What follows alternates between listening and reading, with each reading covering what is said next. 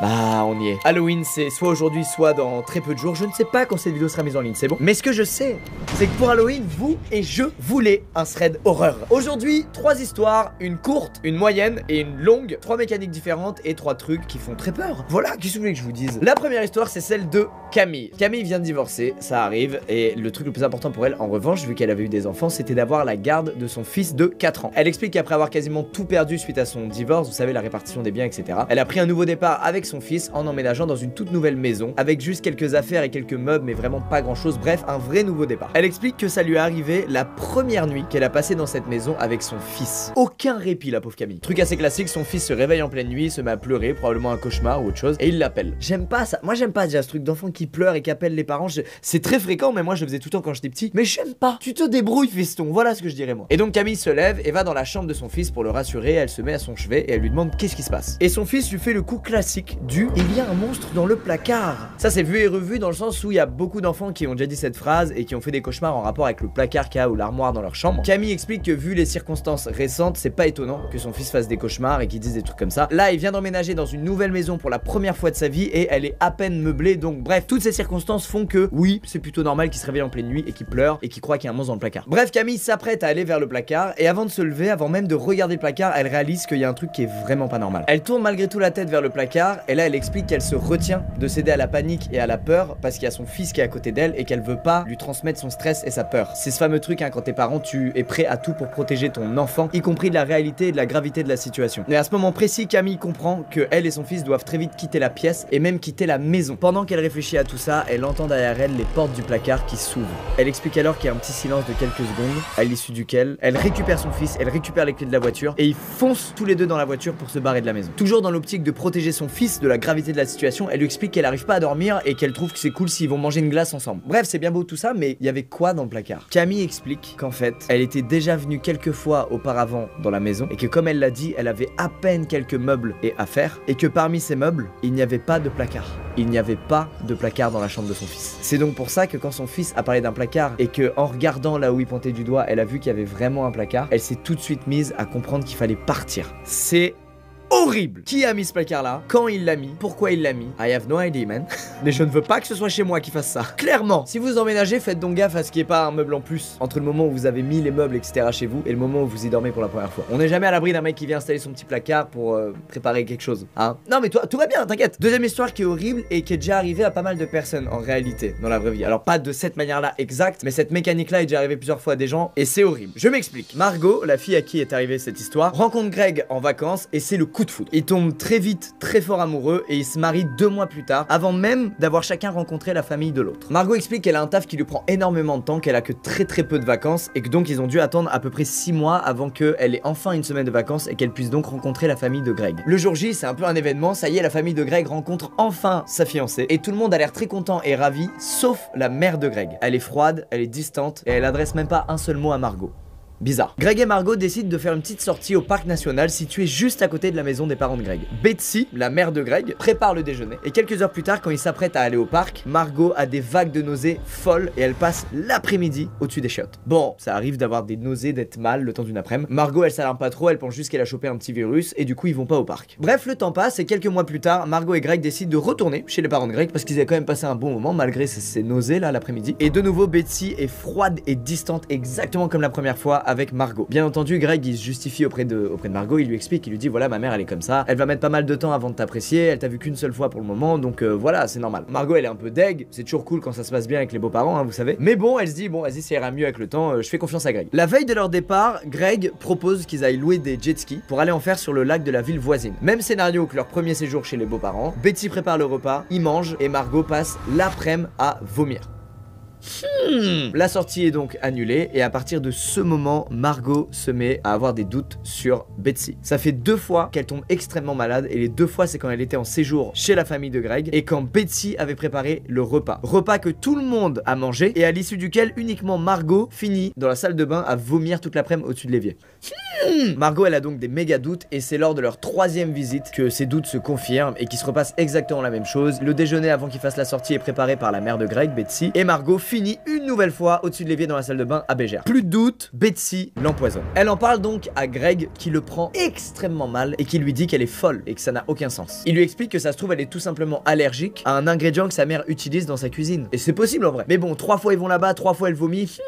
À d'autres. Margot reste sûre que Betsy l'empoisonne. Et effectivement, elle a de quoi penser ça. Donc elle va donc préparer un petit plan pour que lors de ses prochaines visites, elle ait la preuve que Betsy l'empoisonne. Lors de sa 4e visite chez les parents de Greg, elle décide d'emmener sa propre casserole et elle de faire à manger pour tout le monde. Le séjour se finit une fois de plus par Margot qui vomit. Et en fait, elle réalise qu'elle a laissé son verre de vin sans surveillance à de multiples reprises et donc elle suppose que Betsy a mis du poison dans son verre cette fois et pas dans le plat. Margot pète un câble et elle dit à Greg: bon, là c'est trop mec, moi je viens plus jamais ici. Elle explique que c'était la première grosse embrouille de leur couple et que ça lui a fendu le cœur mais que c'était trop pour elle. Les mois passent et Margot et Greg décident de partir en week-end dans un petit chalet. Et il se trouve qu'en s'y rendant, sur le chemin, ils passent devant la maison de Betsy, la mère de Greg, et ils décident donc de s'arrêter pour leur dire un petit bonjour. Comme beaucoup de mois sont passés sans qu'elle ait vu la famille de Greg, Margot elle est ok pour passer les voir. Elle est un peu moins vénère qu'avant puisque ça fait un moment qu'elle a pas fini l'après-midi tout simplement au-dessus d'un lavabo. Mais elle refuse de boire ou de manger quoi que ce soit qui vient de la maison des parents de Greg. Donc ils font un petit détour pour acheter des pizzas et de l'eau et après ils s'y rendent. Ils se mettent donc tous à table, chacun prend une part de pizza et là il y a un cousin de Greg qui arrive et comme ça faisait un moment que personne l'avait vu, tout le monde se tourne vers lui et les assiettes sont donc laissées sans surveillance. Margot ça elle le réalise quelques minutes plus tard et elle se doute donc que Betsy en a profité pour mettre du poison sur sa part de pizza. Elle échange donc son assiette avec celle de Greg et bingo, cette fois c'est pas Margot qui finit l'après-midi au-dessus du lavabo mais c'est Greg. Elle a enfin la preuve ultime que Betsy l'empoisonne. Le blême c'est que Greg il a pas été malade une après-midi, il a été malade 3 jours. Une fois rétablie, Margot décide de lui dire ce qu'elle a fait. Elle explique qu'elle l'avait jamais vu comme ça et sous la colère il l'a même poussé contre un mur et il l'a pris par le bras et il l'a balancé sur le canapé.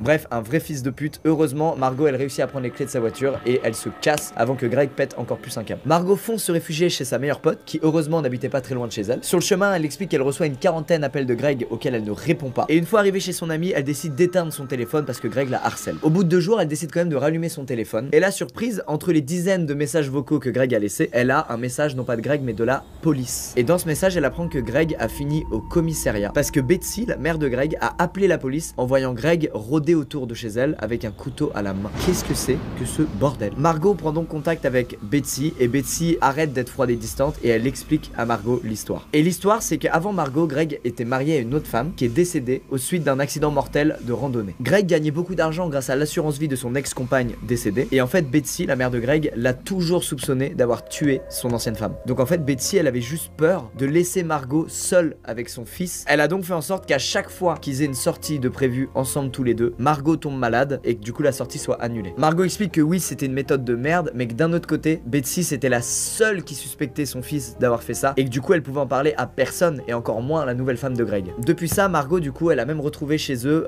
des papiers d'assurance vie qu'il a contractés en son nom et qui montrent donc qu'il comptait peut-être faire pareil avec elle. Margot n'a pas porté plainte contre Betsy parce qu'elle a compris la situation et depuis du coup les années sont passées et elles sont restées en contact et Margot mange même des fois chez Betsy et elle explique ironiquement qu'elle adore sa cuisine quand elle n'est pas empoisonnée. Voilà, creepy. Et ça nous amène à notre dernière histoire. Alors celle-là, la mécanique frère, je la déteste. Laissez-moi donc vous raconter l'histoire de Alexandre. Alexandre il a entendu parler d'un truc qui s'appelle les flux webcam en direct. C'est un truc qui existe vraiment dans la vie, je sais pas si vous saviez mais il y a des webcams un peu partout dans le monde, soit c'est des gens qui les mettent chez eux volontairement, soit c'est des webcams dehors, souvent la mairie les installe etc. Bref Alexandre il développe une passion pour ce délire de webcam en direct, il regarde tous les top 10 de trucs creepy qui se sont passés sur le webcam en direct et il tombe sur une histoire très connue qui s'appelle Chip Chan. Alors je vais pas vous raconter aujourd'hui ce que c'est mais en gros c'était des webcams en direct qui étaient chez une fille je crois coréenne et elle restait immobile parfois pendant 20 heures de suite et il y avait des trucs écrits sur des pancartes et c'était méga creepy. Une histoire, une légende d'internet parmi les milliers qu'il y a, il y en a une qui s'appelle Chip Chan. Alexandre précise quand même qu'il est pas particulièrement obsédé par les trucs creepy mais lui ce qu'il cherche c'est plus les webcams comme je vous ai dit qui filment le nid d'oiseau, où il y a des webcams aussi qui sont placées en Islande et sur lesquelles tu peux voir un peu les aurores boréales. Donc faut aller sur le flux au bon moment pour voir en direct l'aurore boréale. Donc ça devient vraiment une habitude, ce truc de regarder des flux webcam pour lui, sauf que plus le temps passe et moins il est captivé par les webcams sur lesquels il vient fréquemment. Il vit ce fameux truc où tu fais quelque chose depuis des jours, des semaines ou des mois et du coup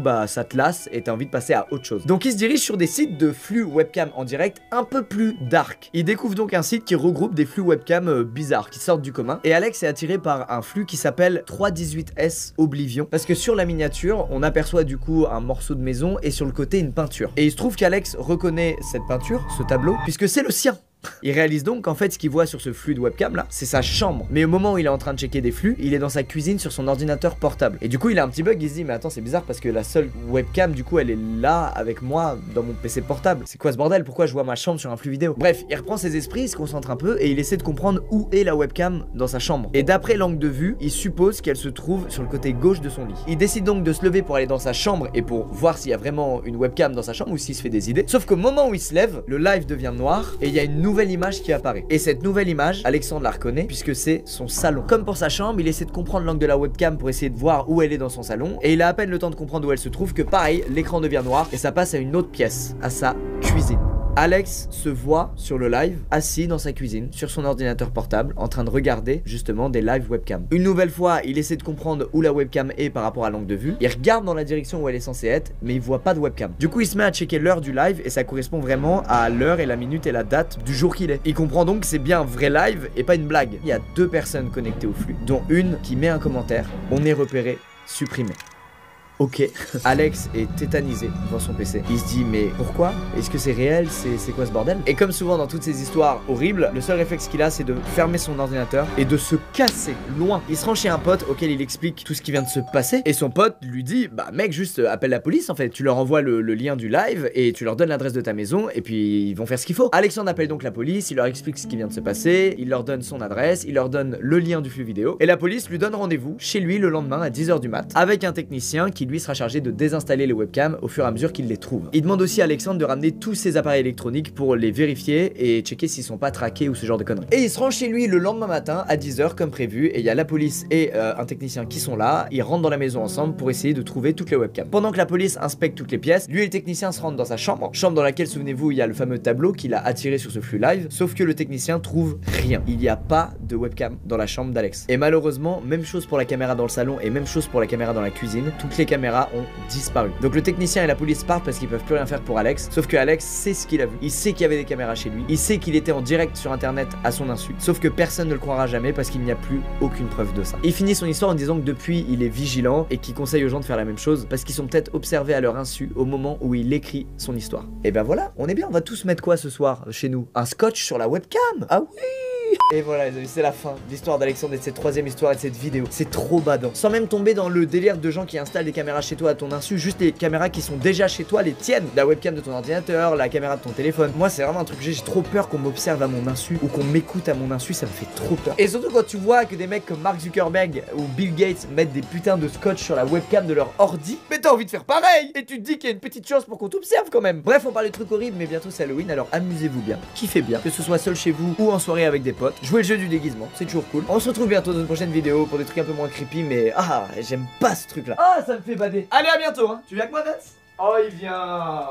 Oh, ça fait longtemps on dirait. Pas tant que ça en fait, juste vous êtes addict. Les gars, la petite tâche qui intervient 10 secondes avant de tourner, bah on l'assume. Je suis un gros porc, ok? Vous connaissez le format, 3 histoires d'horreur vraies, mais qui finissent bien, rassurez-vous. Vous êtes pas là pour qu'on discute vous et moi, vous êtes là pour que je vous raconte ces histoires. Alors c'est parti. La première histoire, celle de Anne et de sa copine Nadia, se passe en 2007. Ça remonte à il y a pas mal d'années et à cette époque-là, Anne vient d'avoir 15 ans. Elle vit seule avec sa maman dans une maison située dans un quartier plutôt tranquille. Mais la mère de Anne est toujours très vigilante et connaît un petit peu les dangers du monde qui nous entoure, et comme elle doit partir en déplacement professionnel pour plusieurs jours, elle demande à sa fille Anne de dormir chez sa copine Nadia jusqu'à son retour, sachant que sa copine Nadia habite dans la maison juste en face de la sienne, donc c'est très proche. Et d'ailleurs Anne elle a un peu le seum quand sa mère elle lui dit d'aller dormir chez une copine à elle parce qu'elle a l'impression que sa mère lui fait pas confiance ou qu'elle est pas assez grande pour rester chez elle seule alors qu'elle a quand même 15 ans. Les petits complexes d'adolescent tu connais. Mais très bon flair la mère de Anne, très bon flair. Bref, on est le dernier jour du séjour de Anne chez sa copine Nadia. Il est environ 23 h, tout se passe bien, les parents de Nadia leur ont commandé des pizzas et un peu plus tard aux alentours de 22 h 30 les parents de Nadia décident d'aller chez des amis à eux qui habitent vraiment pas loin, à environ 10 minutes de route, et donc Anne et Nadia se retrouvent seules pendant environ 1 heure dans la maison. Elles décident alors d'aller dans la chambre de Nadia, de découvrir le nouveau téléphone à clapper qu'a eu Anne pour son anniversaire, et ça croyez-moi c'était stylé d'en avoir un à l'époque. Et puis rapidement elles commencent à s'ennuyer puisqu'elles ont saigné la PS3, elles ont saigné la découverte du téléphone à clapper, et là elles se font chier. Mais elles ont une idée un peu drôle. Elles savent qu'il est trop tard pour qu'elles appellent un de leurs amis, mais elles savent aussi que la maman de de Anne rentre le lendemain matin. Et que le premier truc qu'elle va faire en rentrant, c'est d'écouter la messagerie de leur téléphone fixe. Ah, 2007, hein, c'est une autre époque. Elles se mettent d'accord et leur plan, c'est de laisser un message vocal débile que la maman de Anne découvrirait en rentrant. Ça me fait un peu rire. Je trouve l'idée pas si nulle. Elles appellent donc le numéro du téléphone fixe de la maison de Anne. Normalement, il faut qu'il y ait 5 sonneries avant de pouvoir laisser un message. Sauf que là, au bout de 3 sonneries, il y a une voix qui dit Bonsoir. Une voix que Anne décrit comme appartenant à un homme d'environ 60 ans qui aurait fumé 3 paquets de cigarettes par jour les 40 dernières années de sa vie. Anne et Nadia restent bouche bée, elles comprennent pas, elles s'attendaient à tout sauf à ça. Et puis la voix au bout du fil dit « Vous n'auriez pas dû appeler ».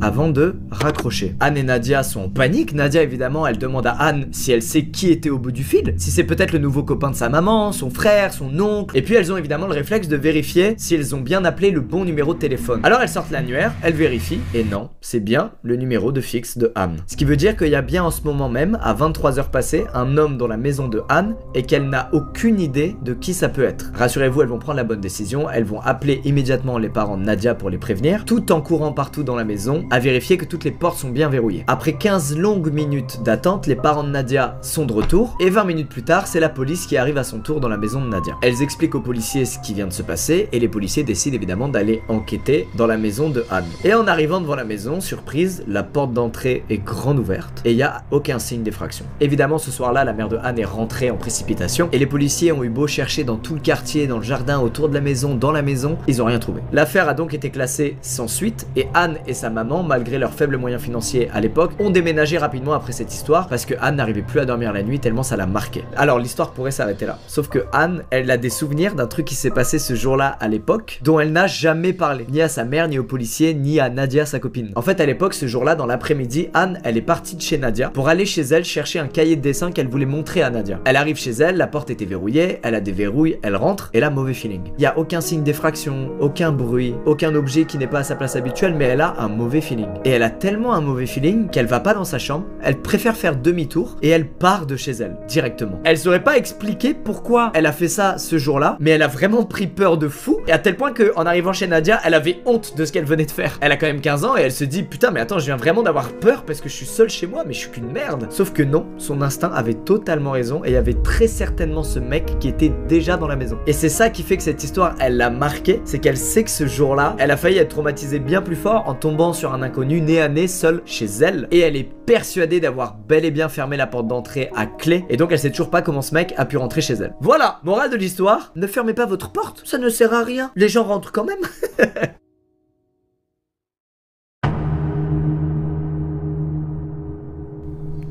Excusez-moi, je me suis accordé une pause parce que l'autre là, la deuxième, j'aime pas du tout. C'est l'histoire de Yone. Oui, c'est un prénom coréen et c'est normal, ça se passe en Corée. À cette époque, Yone vit donc dans un complexe d'appartements à Séoul. Elle est mère au foyer, elle a une jeune fille de 6 ans et son mari travaille toute la journée. Ce jour-là, elle revient des courses qu'elle a faites avec sa fille. En arrivant dans son immeuble, elle appelle l'ascenseur et quand les portes s'ouvrent, elle tombe sur un mec qui porte un imperméable jaune et une casquette vraiment dressée vers le bas. Et en plus de ça, l'homme baisse lui-même la tête, ce qui fait qu'elle ne peut absolument pas voir son visage. C'était pas qu'une histoire de style, c'était vraiment une envie d'être incognito. Elle rentre quand même dans l'ascenseur, mais elle a un instinct maternel et elle pousse sa fille à l'opposé de l'homme avec sa main. Elle appuie alors sur le numéro 12 puisqu'elle habite au 12e étage et elle se rend compte à ce moment-là que aucun autre numéro n'est allumé. Sauf que l'inconnu avec elle dans l'ascenseur n'est pas descendu au rez-de-chaussée. Elle décide alors de jeter discrètement des coups d'œil à l'inconnu et elle remarque qu'il tient quelque chose dans sa main enveloppé dans du papier journal.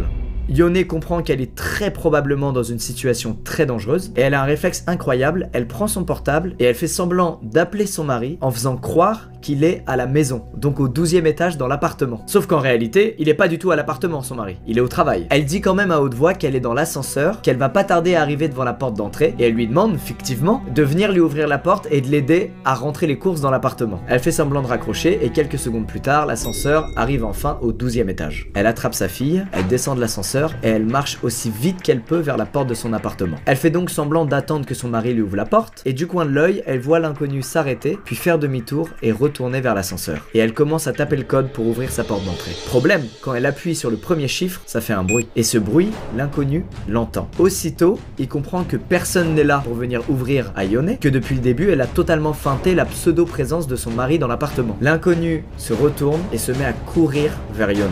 Yone tape les chiffres du code à toute vitesse, la porte se déverrouille, elle jette sa fille à l'intérieur et elle claque la porte derrière elle alors que l'inconnu est à seulement quelques centimètres de la porte. L'inconnu n'a pas eu le temps de glisser son pied ou son arme dans l'ouverture de la porte pour l'empêcher de se fermer. Immédiatement, Yone regarde à travers l'œil de la porte et elle voit l'homme s'éloigner et prendre de nouveau la direction de l'ascenseur. Le soir, Yone explique évidemment ce qui s'est passé à son mari et heureusement, elle ne croise pas de nouveau cet homme au kawaii jaune. Et c'est 5 mois plus tard qu'elle découvre ce à quoi elle a échappé ce jour-là grâce à sa feinte légendaire du mari qui soi-disant l'attendait dans son appart. Elle passe devant un kiosque et la couverture du journal attire tout de suite son attention puisque c'est une photo d'un homme qui a un kawaii jaune. Et cet homme, il a exactement la même carrure que l'homme à qui elle a échappé ce jour-là en rentrant chez elle et qui vient d'être arrêté par la police pour avoir tué plusieurs femmes, majoritairement des prostituées. Yone, ce jour-là, elle a eu un sens de l'observation de dingue et ça lui a sauvé la vie. Tout simplement. Je serais mort 300 fois à la place de Yone. Pour la simple et bonne raison que j'aurais été sur mon téléphone. J'aurais rien capté à ce gars à côté de moi. Il m'aurait trucidé. Messieurs, dames, il est temps de passer à la troisième et dernière histoire. Je sais, ça passe vite et vous êtes triste, mais il y aura d'autres threads d'horreur, vous en faites pas. D'ailleurs, je viens de mettre à jour la playlist threads d'horreur. Si vous êtes en manque, vous en avez forcément raté 2 ou 3. Allez piocher là-dedans et devrez avoir votre bonheur. Bref, laissez-moi vous raconter l'histoire de Max et Thèse. Max et Thèse, ce sont 2 filles qui ont la vingtaine et qui ont soif de road trip. Elles en font chaque année et cette année-là, elles ont décidé de partir de New York, de zigzaguer à travers tous les États-Unis et d'arriver 6 semaines plus tard à Los Angeles. Max et Thèse, elles sont jeunes, elles ont pas trop de moyens et pour économiser une tonne d'argent, elles vont pas louer un énorme camping-car, elles vont tout simplement utiliser la berline de la maman de Thèse, berline qui est assez grande et qu'elles vont aménager pour l'occasion, pour que chacun ait sa petite couchette. Cette année-là, Max et Thèse, elles ont dormi dans plein d'endroits différents. Des parkings, des campings gratuits, des aires de repos. Elles expliquent que tout se passait merveilleusement bien, elles se sont pas senties une seule seconde en danger jusqu'à la dernière semaine de leur voyage en Arizona. Cette nuit-là, c'est une nuit qui était pas très différente de toutes celles qu'elles ont traversées jusqu'à présent. La particularité, c'est que ce camping-là, la ville la plus proche était assez loin. Mais bon, c'était le cas d'autres campings auxquels elles étaient déjà allées, donc ça les a pas plus fait flipper que ça. En arrivant sur les lieux, elles sont pas seules, il y a un camping-car qui est garé et plus loin, il y a 2 voitures. Elles se garent assez proche du camping-car et un homme en ouvre la porte. Thèse lui fait un signe de la main, elle est contente à l'idée de rencontrer de nouvelles personnes, sauf que l'homme reste immobile et la fixe. Elles comprennent tout de suite que c'est peut-être quelqu'un qui veut de l'intimité et qu'elles ont peut-être pas été cool à se garer aussi proche du camping-car. Elles roulent alors un peu plus loin sur la route et elles se garent sur un terrain plat, non loin des 2 autres voitures. Elles boivent quelques bières, elles prennent des photos, elles vivent leur meilleure vie de meilleurs potes. Et Thèse remarque au loin qu'un peu plus bas dans cette zone de camping, il y a un feu de camp. À la recherche de nouvelles rencontres, elle décide d'y aller. Autour du feu de camp, il y a 2 hommes et c'est donc les 2 propriétaires des voitures garées non loin de la voiture de Thèse et Max. Les 2 hommes ont l'air sympas, ils sont eux aussi en train de discuter, du coup Max et Thèse s'assoient et commencent à discuter avec eux. Au fil de la discussion, Max et Thèse comprennent que l'un des 2 est plutôt gêné. Et celui qui est gêné, et qui est d'ailleurs un peu plus vieux que l'autre, a l'air aussi d'avoir pris de la drogue. Mais il a pas l'air pour autant dangereux, au contraire, il a l'air très inoffensif et perché dans son monde. Du coup, elles vont essentiellement discuter avec le 2e homme. Et ce 2e homme, apparemment, c'est un ancien garde forestier. Il est décontracté, chill, bon mood, et pendant plusieurs heures, ils vont chacun échanger au sujet de leur voyage, de leur famille, de leur vision de la vie, etc. Et puis cet homme commence à parler de l'ours. Ouais, il leur dit que quelques heures plus tôt, il a aperçu un ours au loin qui faisait des tours autour de la zone de camping et en vrai c'est un truc plutôt fréquent parce qu'ils savent qu'il y a de la nourriture et donc des fois ils viennent gratter de la bouffe. Max et Thèse, elles badent un peu parce que souvent la nuit elles se lèvent pour aller aux toilettes et donc elles ont tout sauf envie de se faire agresser par un ours en pleine nuit. Et d'un ton très sérieux, il leur explique que si elles sortent de leur voiture au beau milieu de la nuit, c'est pas que d'un ours dont elles devraient s'inquiéter. Ah bon? Elles sont pas très sereines, elles regardent le 2e homme, heureusement il est toujours en plein trip et parfaitement inoffensif. Et puis l'ancien garde forestier se lève et va vers la glacière pour se prendre une nouvelle bière. À ce stade, on est dans la forêt, il fait une nuit noire, et donc tout ce qui n'est pas très proche du feu de camp est plongé dans l'obscurité et n'est pas visible. Et c'est le cas de la glacière. Max et Tess regardent quand même en direction de vers là où il est parti, et après plusieurs secondes de noir, elle voit un point rouge apparaître. Le ranger est dans l'obscurité, à quelques mètres d'elle, et il vient apparemment de prendre une photo d'elle. Elle reste bouche bée parce que généralement avant de prendre des gens en photo, tu leur demandes. Et puis il vient se rasseoir avec elle près du feu, comme si c'était rien passé. Max et Thèse immédiatement ne sont pas du tout rassurées. Elles se lèvent, elles expliquent aux 2 hommes qu'il est tard et qu'elles doivent y aller. Le vieil homme toujours dans son trip leur souhaite bonne nuit. L'ancien ranger, lui, les regarde avec un sourire aux lèvres et leur dit de faire attention, parce que là-bas, dans les bois, il y a plus que des ours. Immédiatement, elle se demande pourquoi il les a prises en photo. Surtout sans dire un mot, sans demander, sans rien, c'est super bizarre. Et Max se souvient qu'elle a vu un documentaire sur les tueurs en série et que certains d'entre eux parfois avertissent leurs victimes. Malgré l'obscurité, elles retrouvent leur voiture, elles rentrent à l'intérieur. Max démarre alors la voiture et allume les phares, prend la direction du chemin de terre qu'elles ont emprunté pour arriver au camping et en regardant dans son rétroviseur, elle voit le ranger debout sur le chemin de terre, marchant vers elle en souriant avant de le voir disparaître dans l'obscurité à cause de la distance. Cette nuit-là, elles ont roulé 1h30 de plus que prévu avant de trouver un endroit où se garer et de dormir dans la voiture. Et surtout, elles ont fait la première et dernière rencontre vraiment badante de leur périple avec ce fameux ancien ranger qui apparemment leur voulait pas que du bien. Et surtout, ce qui est bizarre, c'est que avant ce switch, elles ont parlé avec lui pendant 2-3 heures et le mec était cool, bon délire, sympa, c'était chouette quoi. Elles ont réalisé d'un coup qu'elles étaient pas du tout en sécurité alors qu'elles ont été très sereines pendant 2 heures avant ça quoi. Bref, c'est la fin de ce thread d'horreur. J'espère qu'il vous a plu, j'espère que ces 3 histoires vous ont plu. Et je suis un peu deg parce que j'adorerais un jour faire un road trip, mais vraiment j'adorerais. Mais j'ai tellement peur mec de ce truc de mauvaise rencontre. C'est terrible. Ça je redoute. Et je suis tellement naïf. Les gens naïfs comme moi, on se ferait déglinguer, on verrait rien venir. Moi le mec en kawaii jaune là dans l'ascenseur, je leur ai proposé de l'aide. Bref, à très vite dans une prochaine vidéo, dans un prochain thread d'horreur. On essaie d'en faire un tous les mois, je vous le rappelle. Courage à ceux qui partent en road trip demain. C'est ciao.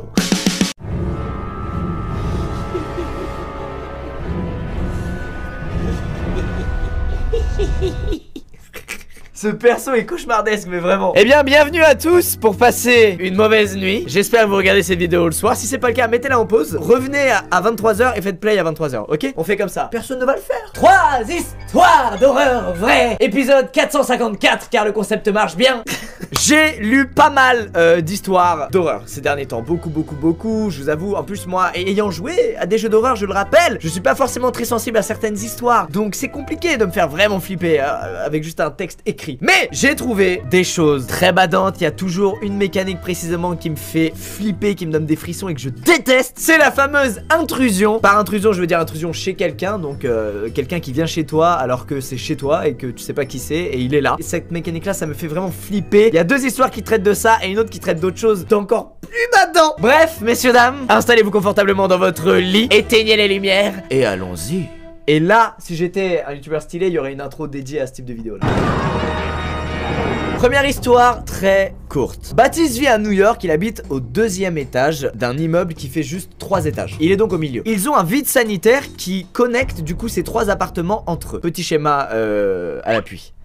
Approximatif. Il explique que ni lui ni ses voisins ne savent réellement pourquoi cette pièce existe et quel intérêt elle a finalement. Mais qu'en tout cas, aucun d'eux n'y va et aucun d'eux ne l'utilise. Vous sentez ?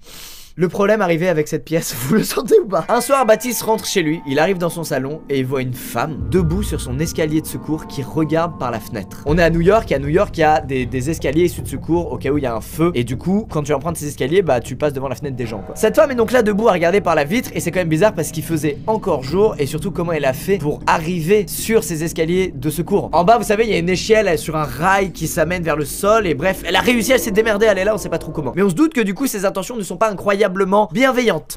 C'est le moins que nous puissions dire. Baptiste s'est jeté par terre et s'est mis à ramper pour atteindre son téléphone tout en regardant la femme qui était sur les escaliers et qui essayait de trouver un moyen d'ouvrir les fenêtres de Baptiste. Ça y est, j'ai peur, c'est officiel. Les petits regards derrière. Baptiste a enfin pu aller dans sa chambre pour choper son téléphone et pour appeler le propriétaire de l'appartement afin qu'ils appellent la police et qu'il y ait une enquête sur ça quoi. Après ça, Baptiste est retourné dans son salon pour voir si elle était encore là et non, aucun visuel. Mais d'un coup, il a entendu un gros bruit qui venait de son plafond. Il explique que son plafond, c'est un plafond fait en dalles de liège. Vous savez, c'est les trucs qu'on peut soulever et décaler. C'est les plafonds les moins rassurants du monde, qu'on se le dise. Après avoir entendu du bruit venir de là-haut, il a donc regardé ce qui se passait là d'où venait le bruit et il a vu une dalle se soulever, être décalée sur le côté et il a vu le reflet de la lumière dans ce qui s'apparentait à être 2 yeux dans le noir. Il y a vraiment des bruits, putain. Il explique alors qu'il a aucune idée de comment elle a fait pour atteindre le fameux vide sanitaire, mais qu'il a chopé un balai et qu'il a commencé à taper dans toutes les putains de dalles de son plafond. Et après un autre long moment, il a arrêté, il a compris qu'elle n'était plus là et il s'est décidé du coup à appeler lui-même la police et à leur dire de rappliquer en vitesse pour enquêter. Mais malheureusement, ça n'a rien donné. Les flics sont venus, ils ont checké les chambres, le salon, le vide sanitaire, le faux plafond, l'issue de secours et ça n'a rien donné. Mais Baptiste a eu des news quelques jours plus tard de la police puisqu'ils l'ont trouvé dans les escaliers de secours d'un autre appartement très proche de chez lui. Ils lui ont dit que c'était en fait une personne qui se droguait et qu'elle avait été extrêmement violente à leur égard quand ils ont voulu l'arrêter. Baptiste explique qu'il est bien content qu'elle ait été chopée, mais qu'il sait pas si c'était vraiment elle dans son faux plafond ou pas. Donc ça se trouve, la personne qui était dans son faux plafond est toujours en totale liberté. Yes! C'est bon, vous êtes prêts à passer aux vraies histoires terribles maintenant? Vous êtes sûr que vous êtes prêts? Je vous laisse 2 secondes pour réfléchir.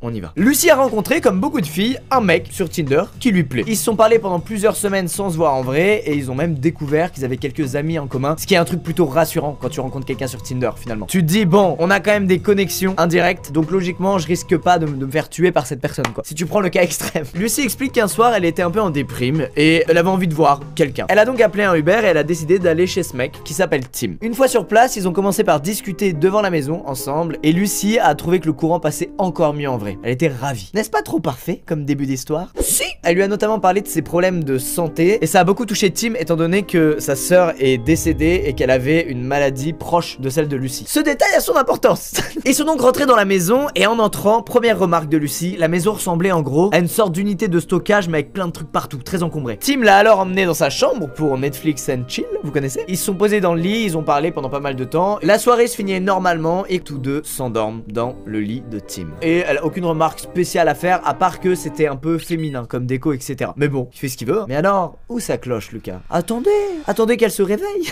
Lucy se réveille vers 10h du mat à cause d'une horrible odeur. Elle explique que ça sentait comme s'il y avait 1000 rats décédés sous le plancher de la maison. La nuit étant passée, Lucy n'avait plus d'alcool dans le sang, elle avait totalement décuvé et elle avait donc un meilleur sens de l'observation. Elle se met à regarder autour d'elle et elle remarque que dans la penderie, il n'y a que des vêtements de filles. Elle va d'abord se dire que Tim a une copine et que c'est les fringues de sa copine et que du coup il a trompé sa meuf avec elle et c'est chaud. Elle s'est alors assise sur le lit et elle a regardé l'oreiller sur lequel elle venait de passer la nuit. Et elle constate qu'il n'y avait pas de thé d'oreiller sur l'oreiller et que surtout il y avait du sang, du vieux sang séché, comme si quelqu'un avait toussé du sang sur son oreiller en pleine nuit. Et c'est là qu'elle a une sorte de déclic. Elle a vu les vêtements de filles dans la penderie, elle se souvient que Tim lui a parlé de sa sœur qui était décédée d'une maladie. Eureka, elle comprend qu'elle est probablement dans la chambre de la sœur de Tim. Elle lui demande alors avec délicatesse si ils viennent de dormir dans la chambre de sa sœur ou pas. Et Tim lui répond que oui, c'est bel et bien la chambre de sa sœur et qu'il n'a rien changé ni lavé depuis qu'elle est décédée. Et que c'est l'endroit où elle est décédée dans ses bras. Et il explique ensuite à Lucy qu'elle lui rappelle énormément sa sœur, qu'il est vraiment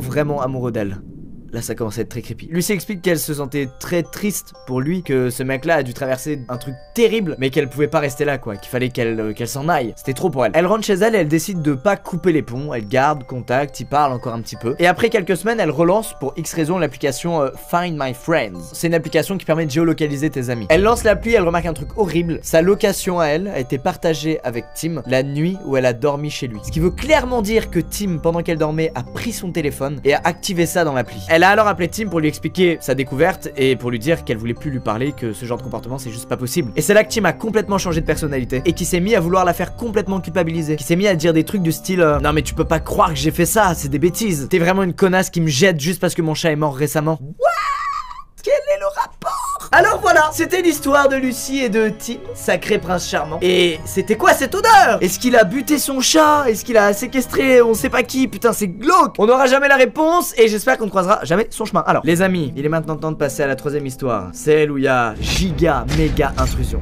Laissez-moi vous raconter l'histoire de Mathilde, mariée à Valentin depuis plusieurs années. Rassurez-vous, Valentin est un homme charmant et très correct. Et le truc creepy ne vient pas de lui. Mathilde est tombée malade, genre une grosse maladie qui la cloue au lit. Et Valentin a voulu qu'elle prenne du repos pour se remettre de cette maladie. Ça rend toujours triste quand tu vois ton mec ou ta meuf qui est trop mal à cause d'une maladie. Tu lui souhaites le meilleur, tu veux qu'il se rétablisse, donc voilà, tu le pouponnes un peu. Les parents de Mathilde voulant voir leur petit-fils, Valentin s'est rendu chez eux avec le bébé et a donc laissé Mathilde se reposer tranquillement à la maison. Quelques heures plus tard, Mathilde se réveille parce qu'elle a des douleurs à la poitrine parce qu'elle doit allaiter et évacuer. Et elle a ce fameux dilemme du comme quand t'as envie de faire pipi en pleine nuit ou tôt le matin. Oh j'ai la flemme, je suis tellement bien. Ouais mais faut que j'y aille, je pourrais pas dormir tant que j'y vais pas. Ouais mais j'ai la flemme. Mais la version poitrine qui fait mal quoi. Donc je pense que c'est encore plus désagréable. Après je n'en sais rien, vous en doutez. Au bout d'un petit moment, elle commence à être bien réveillée et elle se rend compte qu'il fait très froid dans la maison. Elle ouvre les yeux et elle entend la porte d'entrée se fermer. Elle est donc contente parce qu'elle se dit putain je me réveille au moment où Valentin rentre, c'est cool.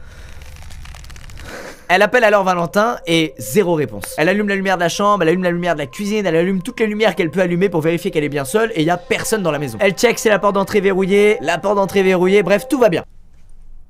J'ai peur, c'est ça va pas pardon. Elle sait que c'était pas un rêve donc elle envoie un message à Valentin pour lui dire putain j'ai peur, il s'est passé un truc bizarre. Peu de temps après Valentin rentre, elle lui explique de vive voix, il mange et Valentin reste dans le salon pour dormir avec le bébé alors que Mathilde elle dort dans la chambre. Tout simplement pour que Mathilde puisse faire une nuit correcte, pour qu'elle puisse se reposer vraiment parce qu'un bébé comme vous le savez ça pleure et elle a clairement pas besoin de ça vu comme elle est malade. Avant de dormir, Valentin s'assure que la porte d'entrée est fermée, s'assure que toutes les fenêtres sont bien verrouillées et chacun va se coucher. Mathilde se réveille vers 2h du matin à nouveau parce qu'elle doit extraire, elle a mal et elle ressent la même chose que quelques heures avant quand elle s'est réveillée et qu'elle était pas bien, pas à l'aise du tout. Et elle voit une silhouette au bord de son lit. Quelqu'un est là, au pied du lit, et il fait la même taille et la même corpulence que Valentin, son mari. Elle lui demande donc d'aller lui chercher un verre d'eau pendant qu'elle se prépare à évacuer. Mais Valentin reste immobile et ne lui répond pas. Elle lui redemande donc d'aller lui chercher un verre d'eau. Et Valentin lui répond alors « Non, non, rendors-toi, j'aime bien te regarder dormir. » Sauf que ce n'est pas la voix de Valentin.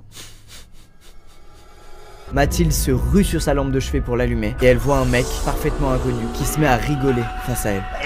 Non, n'essaie pas d'évacuer la peur par le nez, ça ne marchera pas. Valentin entend le rire, ça le réveille. Il court rejoindre Mathilde dans la chambre. Et malheureusement, le mec a réussi à prendre la fuite avant même que Valentin arrive dans la chambre. Mathilde et Valentin ont donc tout de suite appelé la police. Étant à l'étage, la chambre elle est quand même pas mal haute. Et ils ont pas réussi à comprendre comment le mec a fait pour venir et aussi pour partir sans se blesser en ayant sauté cette hauteur. Bref, il y a eu investigation et quelques années après, ça n'a toujours rien donné. Ils ont jamais retrouvé ce mec qui continue probablement à faire ça dans le quartier. En gros, Mathilde a rencontré un mec qui adore s'introduire chez les gens en cachette et regarder les femmes dormir.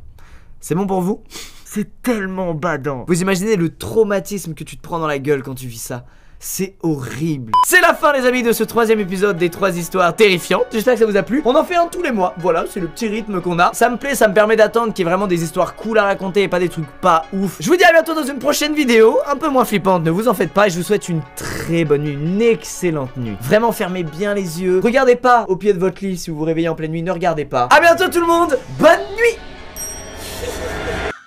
Pas mal, merci Julie, on passe à la première vraie histoire. Et attendez, avant qu'on commence, j'ai vu qu'il y a plein de gens qui regardent les threads d'horreur en couple, qui prennent ça comme un prétexte pour se coller à leur amoureux ou amoureuse. Collez-vous, prenez-vous dans les bras, que de l'amour, ça me fait plaisir. On commence tout de suite avec la première histoire qui est celle de Alix. L'histoire se passe quand Alix avait encore 14 ans. Faut savoir qu'Alix est l'aîné de la famille et donc comme tous les aînés parmi vous, vous le savez, on vous a déjà demandé de garder le petit frère ou la petite sœur. Et ben à l'époque, Alix, on lui a demandé de garder ses 3 petits cousins. Ça fait beaucoup de responsabilités pour un ado de 14 ans. Sa tante et son oncle lui demandent de faire la babysitter parce qu'ils se rendent à un mariage. Ils vont donc passer la journée à plus d'1 heure de la maison et rentrer très tard. Mais alors où est donc cette maison? Elle est en Pennsylvanie, c'est une grande maison familiale qui est sur un flanc de montagne, au milieu de rien, vraiment de rien. Et la route principale la plus proche, donc une route assez fréquemment empruntée, est à 1 km de la maison. Bon en gros vous l'aurez compris, on parle vraiment d'une maison bien isolée. Tu te retrouves pas proche de cette maison accidentellement, c'est pas possible. Bref, avant de partir, sa tante et son oncle lui laissent de l'argent pour commander des pizzas. Ils lui laissent aussi leur numéro de téléphone portable à côté de la ligne fixe du téléphone de la maison. Parce que oui, ça se passe au début des années 2000, donc Alix n'a absolument pas de portable et elle dit que même si elle en avait eu un, vu l'endroit où est la maison, elle aurait probablement pas eu de réseau du tout. Bref, il est 20 h, le bébé de 1 an dort, l'enfant de 4 ans est posé devant la télévision dans le salon et à l'étage, Alix est en train de jouer à Guitar Hero avec l'enfant de 8 ans. Alix, dans la pièce où elle est, en regardant à gauche, elle a une vue sur le salon dans lequel donc il y a l'enfant de 4 ans qui est posé devant la télé. Et en regardant à droite, il y a une fenêtre qui mène sur une allée. Quand on prend à droite cette allée, en arrivant devant la maison, il y a un abri à voiture qui est prévu pour pouvoir se garer là. Mais cette allée, elle continue aussi un peu plus loin et elle fait le tour, elle passe aussi derrière la maison. Sauf que personne ne vient jamais en voiture derrière la maison puisque ça sert à rien, étant donné qu'ils utilisent l'espace arrière comme cour de récré pour les enfants. Donc il y a plein de jouets qui traînent, il y a souvent des enfants dehors qui jouent. Bref, que ce soit l'oncle et la tante de Alix ou tous leurs amis, personne n'amène jamais sa voiture derrière la maison. Dans cette cour de récré, il y a évidemment un garage mais qui en réalité ne stocke aucune voiture, c'est plus l'atelier de l'oncle d'Alix dans lequel il bricole. Et dans ce garage, il y a une porte qui mène à l'intérieur de la maison. Maintenant que vous avez tout ça en tête, petite avance rapide. Il est plus 20 h, il est 22 h, il fait nuit noire. Alix est toujours avec son cousin en train de jouer à Guitar Hero et sur sa droite, il y a une lumière à travers la fenêtre qui attire son œil. Alix, elle pense dans un premier temps que sa tante et son oncle sont de retour plus tôt que prévu. Sauf qu'en tournant la tête, elle s'aperçoit que c'est pas du tout les phares du monospace de sa tante, mais que c'est les phares d'un énorme truck. Elle a donc jamais vu ce véhicule et en plus de ça, elle comprend que le véhicule n'est pas en train de se garer sous l'abri à voiture qui est devant la maison, mais il est en train de continuer son chemin dans l'allée pour arriver derrière la maison. Elle en déduit donc immédiatement que cette personne n'est pas une habituée des lieux et qu'elle est jamais venue ici. Alix descend dans le salon et elle prend immédiatement le téléphone de la ligne fixe pour appeler le 911, la police. Elle a même pas le temps d'avoir un opérateur au téléphone qu'elle entend la porte du garage être secouée violemment. Elle comprend donc vite la situation. Un inconnu essaie d'entrer dans la maison, dans laquelle il y a juste elle et ses 3 petits cousins dont elle doit s'occuper. Et là, soulagement pour Alix, elle a enfin un opérateur au téléphone. Opérateur qui va rapidement lui expliquer qu'il y aura personne sur place avant 30 minutes puisque la maison est complètement perdue au milieu d'une montagne. L'opératrice lui dit qu'elle va la garder en ligne pendant ce temps et elle lui demande aussi le numéro de sa tante pour la prévenir, pour qu'elle rentre plus tôt que prévu du mariage. Alix se retourne pour prendre le papier que sa tante lui a laissé, papier sur lequel il y a le numéro de téléphone de sa tante, et en se retournant, elle voit à travers une fenêtre un homme. Et cet homme, il est en train de lui sourire, comme si la situation l'amusait. Alix, elle est complètement terrorisée, et avant même qu'elle puisse dire quoi que ce soit à l'opérateur, il y a Jake, son petit cousin, qui regarde l'inconnu dehors en disant « Monsieur Jim ?» Jake, il dit ça d'une voix confuse, comme s'il était ni content ni soulagé de voir Monsieur Jim. Et en voyant la réaction bizarre de Jake, Alix, elle regarde l'inconnu et elle lui explique qu'elle est au téléphone avec la police et qu'ils sont déjà en route. L'inconnu regarde Alix droit dans les yeux, il fronce les sourcils et il prend quelques secondes à lui, comme pour réfléchir de ce qu'il allait faire. Et finalement, il recule et il disparaît dans l'obscurité. Quelques minutes plus tard, Alix voit les phares du camion se rallumer et elle le voit partir et descendre l'allée. En rentrant, l'oncle d'Alix était apparemment furieux contre ce monsieur Jim. Et la tante d'Alix, elle, semblait très en colère contre l'oncle d'Alix de pas avoir déjà réglé ses histoires avec monsieur Jim comme elle le lui avait déjà demandé. En fait, Alix, elle le savait pas à l'époque, elle a compris beaucoup plus tard, mais son oncle, il avait un problème d'addiction à une drogue, et ce monsieur Jim, c'était le dealer de son oncle. Et ce dealer, il avait apparemment pas été payé depuis un petit moment. Et il était donc venu pour foutre le bordel et faire pression sur monsieur Jim pour qu'il le paye. Sauf que c'est pas sur monsieur Jim qu'il est tombé, c'est sur Alix, 14 ans, qui s'occupe de 3 enfants, seul dans une maison isolée. Et en plus, ce dealer apparemment prenait du plaisir à terroriser une enfant. C'est terrible, j'aurais jamais assumé. Bilan de cette histoire, avant de faire du babysitting et de garder vos petits cousins, soyez au courant des histoires de vos oncles et tantes. Hein. Voilà, un mec qui vient toquer pour embrouiller l'oncle, sauf qu'il tombe sur toi, voilà, c'est vite arrivé. Il est maintenant temps de passer à la deuxième histoire, celle de Coralie, qui n'a rien à voir. C'est une histoire qui s'est passée en 2017 quand Coralie avait 19 ans. À l'époque, elle vit dans l'une des nombreuses banlieues résidentielles de sa ville. Elle explique qu'à l'époque, elle est un peu naïve, elle considère qu'elle vit dans un endroit qui est hyper safe, qu'il est jamais rien arrivé de mal dans sa résidence, etc. Et du coup, elle fait des trucs qu'elle se permettrait plus de faire aujourd'hui. Alors c'est pas du tout des trucs de ouf, hein, c'est juste sortir ou rentrer tard quand il fait nuit, seule. Mais cette année-là, il y a 3 trucs de bizarres qui lui sont arrivés. Et le dernier de ces 3 trucs a radicalement changé son comportement. Un soir, Coralie, elle sort assez tard des cours et il est aux alentours de 22 h. Elle prend le bus, elle descend à l'arrêt de bus le plus proche de chez elle. Elle a étudié toute la journée, il est tard, elle est clairement fatiguée et pas très attentive à ce qui se passe autour d'elle. Mais en se dirigeant vers son immeuble, elle remarque quand même qu'elle vient de passer à côté d'une personne accroupie dans le noir. Évidemment, ça l'a un peu fait bader, elle a pas pris le temps de s'arrêter, elle s'en fout, chacun sa merde. Et puis un peu plus tard, quand elle s'apprête à se coucher, elle entend des bruits de bagarre qui viennent de l'extérieur. Coraline, elle habite au 2e étage, donc elle se dirige vers sa fenêtre pour l'ouvrir et demander si tout va bien. Et le temps qu'elle l'ouvre, il y a plus un bruit à l'extérieur. Bon, Coralie, elle va clairement pas descendre et aller dans la rue voir si tout va bien. Elle envoie juste un message au propriétaire de son appart pour le prévenir de ce qui vient de se passer, de ce qu'elle a entendu. Et puis elle va se coucher. Et là, il va rien se passer pendant plusieurs semaines. Mais un soir, il est tard, Coralie part de chez elle pour aller faire des courses avant que ça ferme. Et sur le retour du chemin des courses, en marchant vers son immeuble, elle voit de nouveau quelqu'un accroupi, cette fois près d'un buisson, près de son bâtiment. Et cette fois, cette personne accroupie, elle est face à Coralie et elle la regarde. Coralie, face à ça, elle sait pas trop quoi faire et elle fait naïvement un signe de main. Et la personne qui la regarde, elle, ne réagit absolument pas à ce signe de main. Coralie se dirige vers son bâtiment, elle passe à quelques mètres de cette personne et puis elle arrive à rentrer chez elle dans son appartement et tout va bien. En fait, dans ce genre de situation, c'est très compliqué de réaliser qu'il se passe un truc anormal et alarmant. T'es très souvent dans le méga déni. Tu continues à faire ta vie, tu fais comme si ça existait pas et là, c'est exactement ce que Coralie, elle fait. Elle envoie donc une nouvelle fois un message à son propriétaire pour lui dire hey, au fait, j'ai revu la personne que j'ai vue il y a 4 semaines qui était immobile accroupie. Et son propriétaire lui répond qu'il a reçu plusieurs messages d'autres locataires qui lui ont signalé la même chose. À partir de là, 3 mois passent sans qu'elle retombe sur cette personne. Jusqu'au 3e incident qui, cette fois, n'a pas laissé Coralie indifférente. Ce soir-là, Coralie, elle est chez elle avec son mec et ils viennent de s'embrouiller. Son mec est saoulé, il décide de rentrer chez lui et Coralie se voit mal le laisser rentrer chez lui seul. Comme il habite pas très loin, elle décide de le raccompagner chez lui à pied. Et sur le chemin du retour, quand Coralie est seule, elle tombe une nouvelle fois sur cette fameuse silhouette, qui est cette fois non pas accroupie dans un buisson, mais debout sous le réverbère au milieu de la route. Sauf que là, Coralie, pour rentrer chez elle, elle doit vraiment passer à côté de lui, et elle le sent pas du tout. Du coup, elle s'est cachée derrière un arbre, en attendant qu'il dégage. Et là, les minutes passent, mais le mec ne bouge pas. Il reste là, debout au milieu de la route, à regarder au loin. Elle arrive pas du tout à comprendre ce qu'il veut, parce que c'est incompréhensible, quelqu'un qui est immobile, au milieu d'une route sous un lampadaire, enfin, qu'est-ce qu'il fout, quoi? Sauf qu'après 30 minutes à attendre derrière l'arbre, Coralie, elle a envie de rentrer chez elle, et donc elle se dit, bon, franchement, j'abuse, le mec, il est juste là debout à regarder des trucs, je m'en fous. Qu'est-ce que je raconte? Je suis parano. Elle se relève donc et elle se met à marcher vers son bâtiment en essayant d'avoir l'air le plus neutre possible. Elle s'approche doucement de cet inconnu et puis elle arrive à son niveau. Et en passant à côté de lui, elle a un vieux feeling. Elle se dit, je le sens pas, je vais courir maintenant. Et au moment où elle se met à courir, le mec derrière lui crie dessus. Coralie, elle court de toutes ses forces sur le gravier, et dans sa course, elle a l'impression d'entendre du gravier bouger derrière elle, comme si le mec lui courait après. Elle réussit à rentrer dans le bâtiment, à fermer la porte, et elle trace jusqu'au 2e étage, jusqu'à chez elle, et elle appelle immédiatement la police. Et d'ailleurs, elle appelle pas que la police, elle appelle aussi ses voisins dont elle a le numéro, des membres de sa famille, son mec, bref, tout le monde est au courant de ce qui vient de lui arriver. Les jours passent, Coralie ne sort plus quand il fait nuit, elle est quand même bien choquée de ce qui vient de lui arriver, et c'est normal, c'est choquant. Et puis elle a des news de son propriétaire. Il a pu se procurer les images de vidéosurveillance de l'incident survenu quelques jours avant, et malheureusement, Coralie n'a rien inventé. Sur les images de la vidéosurveillance, on voit bel et bien l'inconnu courir après Coralie, et se jeter dans un buisson juste après que Coralie ait réussi à rentrer dans son bâtiment. Et à partir de là,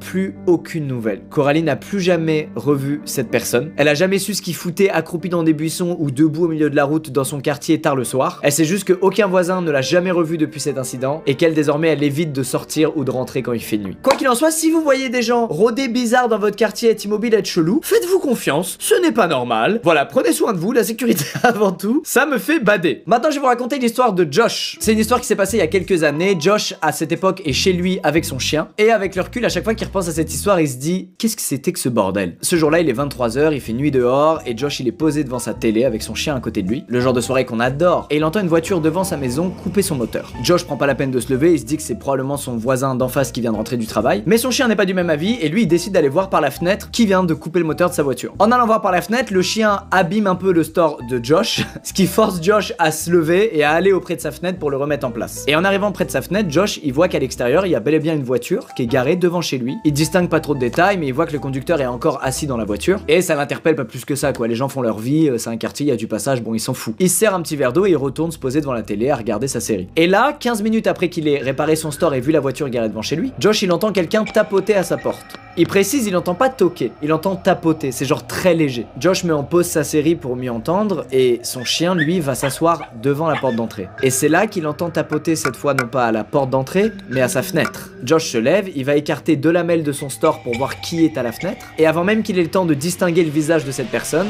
elle retourne tapoter à la porte d'entrée. Et cette fois le tapotement il va durer plusieurs dizaines de secondes. Et comme il attend pas de visite et que c'est pas du tout le genre de sa famille ou de ses amis de lui faire des surprises et de débarquer chez lui, il comprend que là il se passe un truc bizarre. Du coup il fait un move très malin, il ouvre ni la fenêtre ni sa porte d'entrée, il monte à l'étage de chez lui et il ouvre la fenêtre à l'étage. Il voit donc l'inconnu qui est en bas de chez lui et il lui dit bonjour, vous voulez quoi? Et ce mec lui répond que c'est le livreur de la pizza, qu'il a sa margarita et qu'il lui doit 20 $. Et là Josh il se sent méga con et immédiatement il se dit putain mais en fait le mec a tapoté parce qu'il est 23h et il voulait pas faire trop de bruit pour les voisins, c'est tout. Par contre Josh n'a pas commandé de pizza et il le fait savoir. Il dit au gars mec je suis désolé mais j'ai pas commandé de pizza. Mais le livreur check son téléphone et lui dit écoute mec je suis bel et bien à la bonne adresse, je fais juste mon taf, descends et ouvre la porte. Sauf que même s'il fait sombre sur le palier de Josh, Josh voit bien que dans ses mains il a rien le mec. Et là l'échange va durer un petit moment et Josh n'en démord pas, il lui dit frérot, je n'ai pas commandé de pizza, soit t'as la mauvaise adresse, soit tu t'inventes une vie et tu n'es pas livreur de pizza. Et là, malgré tout ce que Josh va pouvoir dire à ce mec va pas arrêter de lui dire allez, descends, ouvre-moi la porte, donne-moi ce que tu me dois et prends ta pizza s'il te plaît. À tel point qu'au bout d'un moment, le voisin de Josh, celui qui habite en face, donc de l'autre côté de la voiture garée, sort de chez lui pour voir ce qui se passe parce qu'il entend du bruit depuis plusieurs minutes. Et en voyant ça, le livreur de pizza fantôme, immédiatement, retourne à la voiture, la démarre et se casse. Et c'est la fin de l'histoire de Josh. Encore à ce jour, Josh, il comprend pas ce qui s'est passé ce soir-là. Que voulait ce gars? Est-ce que le gars était peut-être dans une phase où il était complètement déséquilibré, il pensait vraiment qu'il venait livrer une pizza? Est-ce qu'il avait une stratégie malsaine derrière? Il fait genre que c'est un livreur et en fait, il rentre chez toi et il fait je sais pas quoi? Josh n'a aucune réponse, voilà. Il raconte juste ça en mode les gars, il m'est arrivé ça. C'est quoi cette merde? Merci, au revoir. Est-ce que c'est bon pour vous ce genre de rencontre? Ce genre d'interaction sociale avec d'autres humains? Est-ce qu'elles vous plaisent ces interactions? Portez-vous bien, j'espère que ça vous a plu, j'espère que vous étiez bien dans l'ambiance avec le décor, moi je suis très content, je trouve que ça met encore plus dans l'ambiance. Et puis à très vite, gros bisous les squeeze. Ça vous plaît hein quand vous cliquez sur ce type de vidéo là? 3 histoires d'horreur, vous connaissez la recette. Et il y en a eu pas mal en fait pendant les confinements et les couvre-feux. Bah oui, les gens creepy continuent à être creepy. Un plaisir. Déjà, petite recommandation de film d'horreur, je sais pas si j'ai déjà fait en vidéo. Hérédité, incroyable, j'ai adoré. Et Midsommar, fait par le même réalisateur, c'est son deuxième film. Un autre délire, j'ai un peu moins aimé, mais les deux films sont excellents, n'hésitez pas. Voilà, pour ceux qui aiment le délire film d'horreur et tout. Il y a un peu que ça à foutre en ce moment, mater des séries et des films. Régalez-vous. Bon, des histoires, on en lit avec Lorraine à chaque fois, hein, avant que je la raconte. Je pense pas qu'il y ait des histoires qui fassent plus peur objectivement que d'autres. Je pense que c'est juste un truc de sensibilité. Il y a certaines mécaniques qui vont faire bader les uns et pas les autres, et d'autres mécaniques vice versa. C'est un truc très subjectif, l'horreur, mais en tout cas, ça continue à me passionner. Et sortez plus de films d'horreur là, à Hollywood. J'ai besoin de frissonner. Bon, il y a le nouveau Conjuring qui arrive, j'ai hâte. J'ai très hâte. Bref, passons à nos 3 histoires du jour. On commence avec celle de Quentin. Il y a une chose à savoir dans l'histoire de Quentin, c'est que là où il vit dans son pays, tout ce qui est naturel, donc les plages, les vallées, les forêts, bah t'as le droit d'aller y camper. Alors ça vous paraît peut-être évident, mais par exemple en France, on n'a pas le droit d'aller camper où on veut. Il y a des aires de campement prévues à cet effet, et si tu vas camper ailleurs que là sans autorisation, bah t'es dans l'illégalité. Bref, par conséquent, quand il était petit avec sa famille, ils adoraient aller faire beaucoup de camping. Il partait plusieurs fois par an avec ses parents, des amis de ses parents, parents et donc les enfants des amis de ses parents. Ça faisait une sorte de colonie de vacances cool. Et la plupart du temps, ils allaient camper sur une plage, ce que j'ai jamais fait perso. J'ai toujours été en forêt avec les moustiques et la peur des sangliers. Et quand ils campaient sur cette plage, ils étaient jamais seuls. Et il y avait même des bateaux en fait qui étaient postés tout le long de la plage avec des gens qui passaient la journée sur leur bateau puis qui le soir ils dormaient. Je sais pas comment on appelle ça, mais du coup c'est plus du camping. Bref, l'endroit où ils allaient camper, c'est un truc qui est très familial. Tout le monde vient avec ses enfants passer du bon temps. L'histoire que Quentin nous raconte se passe au printemps 2011. Il spécifie qu'il s'en souvient parce que quelques mois avant, ils ont adopté un chien à un refuge. Un chien qui s'appelle Parmesan. Il explique qu'ils ont adopté ce chien quand il avait 6 mois, après qu'il ait été exfiltré d'un business de combat de chiens, c'est bon? Il le décrit comme un chien hyper à l'aise avec la plupart des humains et aussi avec la plupart des autres chiens. Printemps 2011, ils décident d'aller faire un fameux camping à l'endroit habituel, mais cette fois, ils emportent pour la première fois avec eux leur nouveau chien. Malheureusement, cette fois-là, ils sont partis plus tard qu'habituellement et donc en arrivant sur place, c'est le coucher du soleil ou plutôt la tombée de la nuit. Alors évidemment, établir un camp quand il fait nuit, c'est hyper chiant et compliqué. Quentin et sa famille comptaient sur la lumière des bateaux et des campements aux alentours pour y voir clair eux, sauf que malheureusement, cette fois-là, il n'y a pas d'autres campeurs sur la plage. Ils sont seuls. Ça effraie pas du tout les parents de Quentin qui commencent à sortir les bagages de la voiture, qui commencent à monter la tente, en s'éclairant avec les lampes torches disponibles et dans la bonne ambiance. Comme il fait nuit et qu'ils viennent d'avoir Parmesan, Quentin, il a pas envie de le laisser se balader librement sur la plage parce qu'il y a de grandes chances qu'il le perde de vue et qu'il le perde tout court. Donc il décide pour le moment de le laisser enfermer dans la voiture. Cette plage, elle est en forme d'arc de cercle. Et tout au long de cet arc de cercle se trouve une route. Et une voiture fait le tour de cette route qui longe la plage. Rien d'alarmant, probablement une autre famille qui vient monter le camp ici, vu que c'est un spot très fréquemment utilisé parce qu'il est très beau. Mais quelques minutes plus tard, la voiture refait le tour, sans s'arrêter. Mais le père de Quentin s'en fout et continue à monter le camp. Quelques minutes plus tard, la voiture revient, sauf que cette fois, elle s'arrête le long de la route. Et elle s'arrête juste à côté de la voiture de la famille de Quentin. Et le conducteur sort de la voiture. La maman de Quentin pense d'abord que c'est probablement un mec chargé de la sécurité de l'endroit et qui vient leur demander ce qu'ils font là et qui s'assure que c'est une famille normale qui vient camper et faire des trucs normaux à cet endroit. Et puis en observant la silhouette dans l'obscurité qui se rapproche d'eux, il remarque que cette silhouette, elle marche pas correctement. Cette personne, elle marche comme marcherait quelqu'un qui est ivre ou qui est drogué. Quentin et ses parents sont intrigués, son père tend donc sa lampe torche vers la silhouette pour mieux voir, et c'est là qu'ils s'aperçoivent que la silhouette, en plus de marcher bizarrement, elle a dans sa main gauche un couteau. Immédiatement, le père de Quentin tend son bras et met toute sa famille derrière lui, et dans son autre main, il tend un maillet de camping. Son père, très calme, demande d'abord à l'homme de ne pas s'approcher. Mais l'inconnu continue. Après quelques secondes, le père de Quentin perd patience et se met à crier sur l'inconnu. Et l'inconnu, lui, se met à crier sur le père de Quentin en retour. Ce qui est très peu rassurant. Quentin et sa sœur se mettent à pleurer, ils sont petits, leur père crie sur un inconnu qui lui crie dessus aussi. Tout laisse à penser qu'ils vont se battre et que vu ce que les deux hommes ont dans leurs mains, il y en a un qui va finir dans un sale état. L'inconnu n'est plus qu'à 2 mètres du père de Quentin, et là, un chien arrive en courant sur l'inconnu et lui mord au niveau du bras de toutes ses forces. Ce chien, vous l'aurez deviné, c'est Parmesan. Surpris, l'inconnu laisse tomber son couteau et il court jusqu'à sa voiture. Parmesan, lui, ne pourchasse pas l'inconnu, il reste positionné proche de sa famille. Et immédiatement, Quentin et ses parents rassemblent leurs affaires et retournent dans la voiture. Une fois dans la voiture, Quentin il réalise que si Parmesan a pu leur venir en aide, c'est parce qu'il avait légèrement laissé ouvert la fenêtre côté passager pour qu'il ait un peu d'air. Et que Parmesan, après avoir entendu 2 hommes se crier dessus, a appuyé sur la vitre avec ses pattes, ce qui a agrandi le trou et il a donc pu partir de la voiture et les sauver. C'est bon, la famille est donc de nouveau dans la voiture, ils prennent la direction de leur maison, ils veulent rentrer, ils sont choqués de ce qui vient de leur arriver, sauf que le réservoir d'essence est presque vide. En arrivant en ville, ils trouvent une station, ils s'y rendent, le père de Quentin s'approche de la vitre pour essayer de voir les horaires d'ouverture, et c'est là qu'il entend une voix lui dire « c'est fermé ».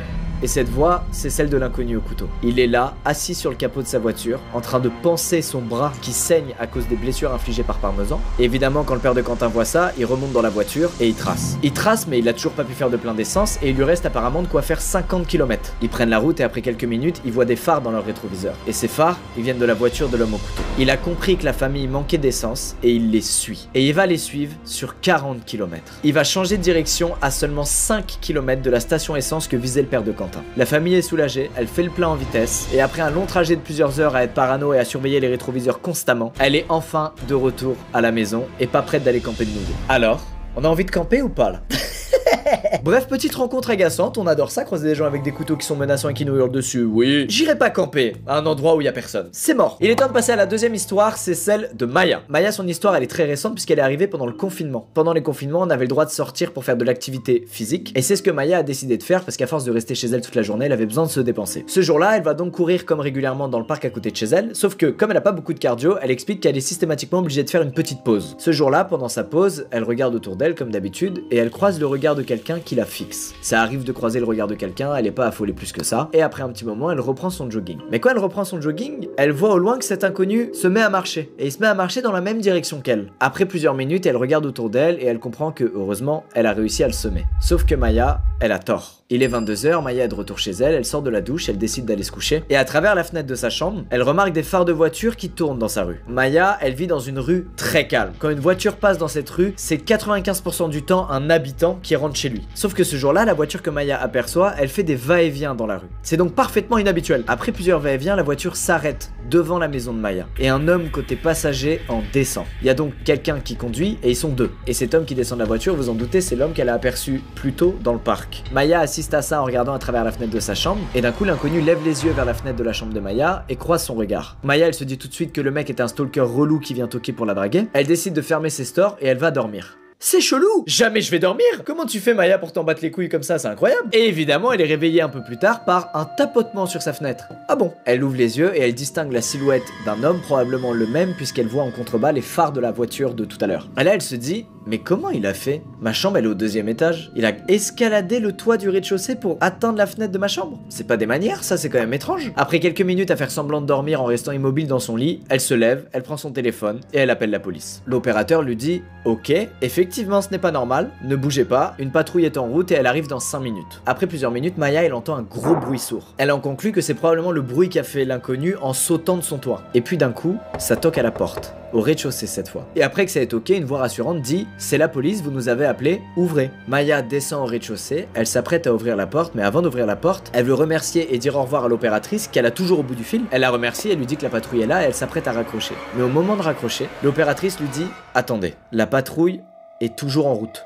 Là, ce que vous venez d'entendre, c'est pas la police. Donc n'ouvrez surtout pas ». Maya, sur la pointe des pieds, remonte au 1er étage et là elle va attendre de longues minutes avant que la police arrive et que cette fois les vrais policiers frappent à sa porte en disant « Ouvrez, c'est la police, vous nous avez appelé ». Cette fois l'opératrice lui dit « C'est bon, c'est bien la patrouille ». Cette fois Maya ouvre la porte et il y a devant chez elle 3 voitures de police et environ 6 policiers qui lui demandent ce qui vient de se passer et comment ils peuvent l'aider. Elle leur raconte tout, évidemment les 2 mecs s'étaient déjà barrés et dans ces cas-là la police elle peut rien faire à part faire des patrouilles les jours qui suivent pour intervenir si jamais les ravisseurs décident de revenir, mais généralement c'est pas le cas. Moi je vais vous dire un truc, quand ça toque, même si j'attends quelqu'un à une heure précise et que ça toque à cette heure précise, je regarde toujours dans l'œil de ma porte. Je sais pas pourquoi, j'ai trop peur qu'il y ait des gens qui sonnent et qui soient mal intentionnés, c'est terrible. Des fois même c'est des livreurs et je reste 10 secondes comme ça à être sûr que c'est bien un livreur. On sait jamais. Messieurs dames, c'est l'heure de la 3e histoire, c'est celle de Simon et je l'aime beaucoup parce que c'est des jeunes qui sont fans d'aventures frissonnantes comme nous, sauf qu'ils ont vécu des trucs que nous on veut pas vivre. À cette époque, Simon a 19 ans, il est dans la fleur de l'âge, il bosse chez McDo et un vendredi après le travail, il rejoint des amis à lui et comme ils sont tous un peu fans d'histoires d'horreur, il décide de se rendre à un endroit connu pour être hanté dans la région, White's Bridge. La légende raconte que dans les années 1900, un fermier local aurait pété un câble après avoir appris que sa femme le trompait et il l'aurait tué, elle et son amant. Après avoir commis cet acte impardonnable, il se serait rendu sur ce pont sur lequel il aurait, après une prise de conscience soudaine, décidé de se pendre. Simon explique que bien évidemment cette histoire est absolument fausse, mais qu'à l'époque, ils avaient 19 ans, ils étaient fans d'histoires d'horreur et ils y croyaient à mort. Et ils prennent la route en direction du pont. Et évidemment, plus ils se rapprochent de ce pont, plus c'est paumé et moins ils ont de réseau. On est en 2006 et c'est vrai que le réseau, il était pas aussi bien que maintenant. Bref, un dernier virage et nos amis tombent sur The White Bridge. Effectivement, on dirait clairement le pont d'un film d'horreur, il est vieux, il est usé, il fait bader. À l'entrée du pont, ils tombent directement sur un épouvantail. Dans cette bande de potes, il y a un mec qui s'appelle Mike, c'est un peu le casse-cou, c'est un peu le fêlé du groupe. Et Mike, il fait une dinguerie, il prend l'épouvantail et il l'allume avec son briquet et évidemment, ça prend feu direct. Alors oui, c'est une vraie idée de merde vu qu'ils sont sur un pont en bois, qu'en plus il a pas plu depuis un moment et que le bois est parfaitement sec. Heureusement, après plusieurs secondes, Mike s'en rend compte et il jette l'épouvantail enflammé dans la rivière et s'assure qu'il n'y ait pas de braise qui traîne sur le pont. L'exploration du pont touche à sa fin, c'est un petit pont, hein, c'est pas un truc de dingue. Mais bon, nos amis n'ont pas assez frissonné et Brandon leur dit: écoutez les gars, la légende raconte que si on garde notre voiture au milieu du pont, qu'on la met au point mort et qu'on coupe le moteur, l'esprit du fermier mort poussera la voiture vers l'avant pour le faire sortir du pont. C'est complètement con, on est d'accord, c'est complètement con. Mais vendredi soir, jeunesse, fans de légendes qui font peur, let's go. Ils remontent donc dans la voiture, ils vont sur le pont, ils mettent le point mort, ils coupent le contact et là ils se retrouvent assis dans le noir absolu, dans le silence absolu, à attendre qu'il se passe un truc. Il y a juste des bruits du pont qui grincent, des bruits de rivière qui coulent sous le pont et d'un coup, des bruits de pas. Et ils ont même pas le temps de réaliser que c'est vraiment des bruits de pas. La portière arrière gauche de la voiture s'ouvre et une femme entre et s'assoit dans la voiture. Il y a un petit silence, nos amis regardent cette femme, et cette femme leur dit qu'elle est vraiment contente qu'il soit là, parce que la voiture de son petit ami est tombée en panne, et qu'elle a besoin qu'on la ramène chez elle. Quentin et ses potes se regardent, comprennent toujours pas ce qui se passe, et ils lui disent « Désolé, mais déjà vous êtes qui ? Et qu'est-ce que vous foutez là ?» Et là, le ton de la femme change. Elle se met à leur répondre très sèchement. Elle leur dit froidement « Écoutez, je viens de vous expliquer. Est-ce que s'il vous plaît, vous pouvez me conduire jusqu'à chez moi pour pas que j'ai à faire le trajet à pied ?» Quentin, qui conduit la voiture, croise le regard de la femme dans le rétroviseur et il se dit « Il y a un blême. » Et il décide de dire à la femme de descendre de la voiture et de dégager. La femme soupire, ouvre la portière et retourne en marchant de là d'où elle vient, c'est-à-dire l'obscurité. Quentin et ses potes se regardent, ils se disent « Il s'est vraiment passé un truc ?» La voiture est toujours au milieu du pont et face à eux, il y a juste l'espace pour faire demi-tour et aussi un petit chemin qui part sur la droite et qui a l'air de mener nulle part. Ils avancent donc dans l'espace pour faire demi-tour et en regardant sur leur droite, ils voient effectivement grâce au phare de la voiture au loin, une voiture qui a l'air d'être en panne. Et là évidemment ils se sentent bien cons, puisque la meuf ils l'ont bien envoyé chier. Et c'est là que Mike leur fait remarquer un truc. La voiture au loin, elle est dans un bien trop sale état pour être simplement en panne. C'était bien du bullshit ce que cette femme vient de nous raconter. Mais alors elle voulait quoi? Quentin ne veut pas savoir, il retraverse le pont et il se casse. À ce jour, ils y sont jamais retournés, ils ont eu les frissons qu'ils cherchaient, du coup c'est bien. Ils pensent qu'elle était probablement complice d'un futur guet-apens, qu'elle voulait les emmener à un endroit en faisant genre que c'était chez elle, sauf que c'était pas chez elle et qu'en arrivant sur place, ils allaient se faire voler la voiture ou pire, on n'en sait rien. En tout cas, il y a plein d'histoires qui ont continué à circuler à propos de ce pont, c'était vraiment une légende locale et apparemment il y a des jeunes qui, il y a quelques années, y ont foutu le feu, ce qui a mis fin à toutes les légendes d'un coup. Lui et ses amis en tout cas ont décidé de plus jamais y retourner parce qu'ils ont vraiment eu peur ce soir-là. Et putain, ils ont de la chance. Bref, j'espère que ça vous a plu, j'ai envie de mater un film d'horreur, je vais pas me priver, mais sait-on jamais, si vous avez des petites pépites à recommander, je suis méga chaud. Comme d'hab, j'aime bien vous souhaiter bonne nuit après ça. Et regardez par votre fenêtre si une voiture fait des va-et-vient, on sait jamais. Allez, bisous. Messieurs, dames, nous nous retrouvons aujourd'hui pour un thread d'horreur spécial Halloween. Attendez, pause. Avant ça, une photo de mon costume d'Halloween.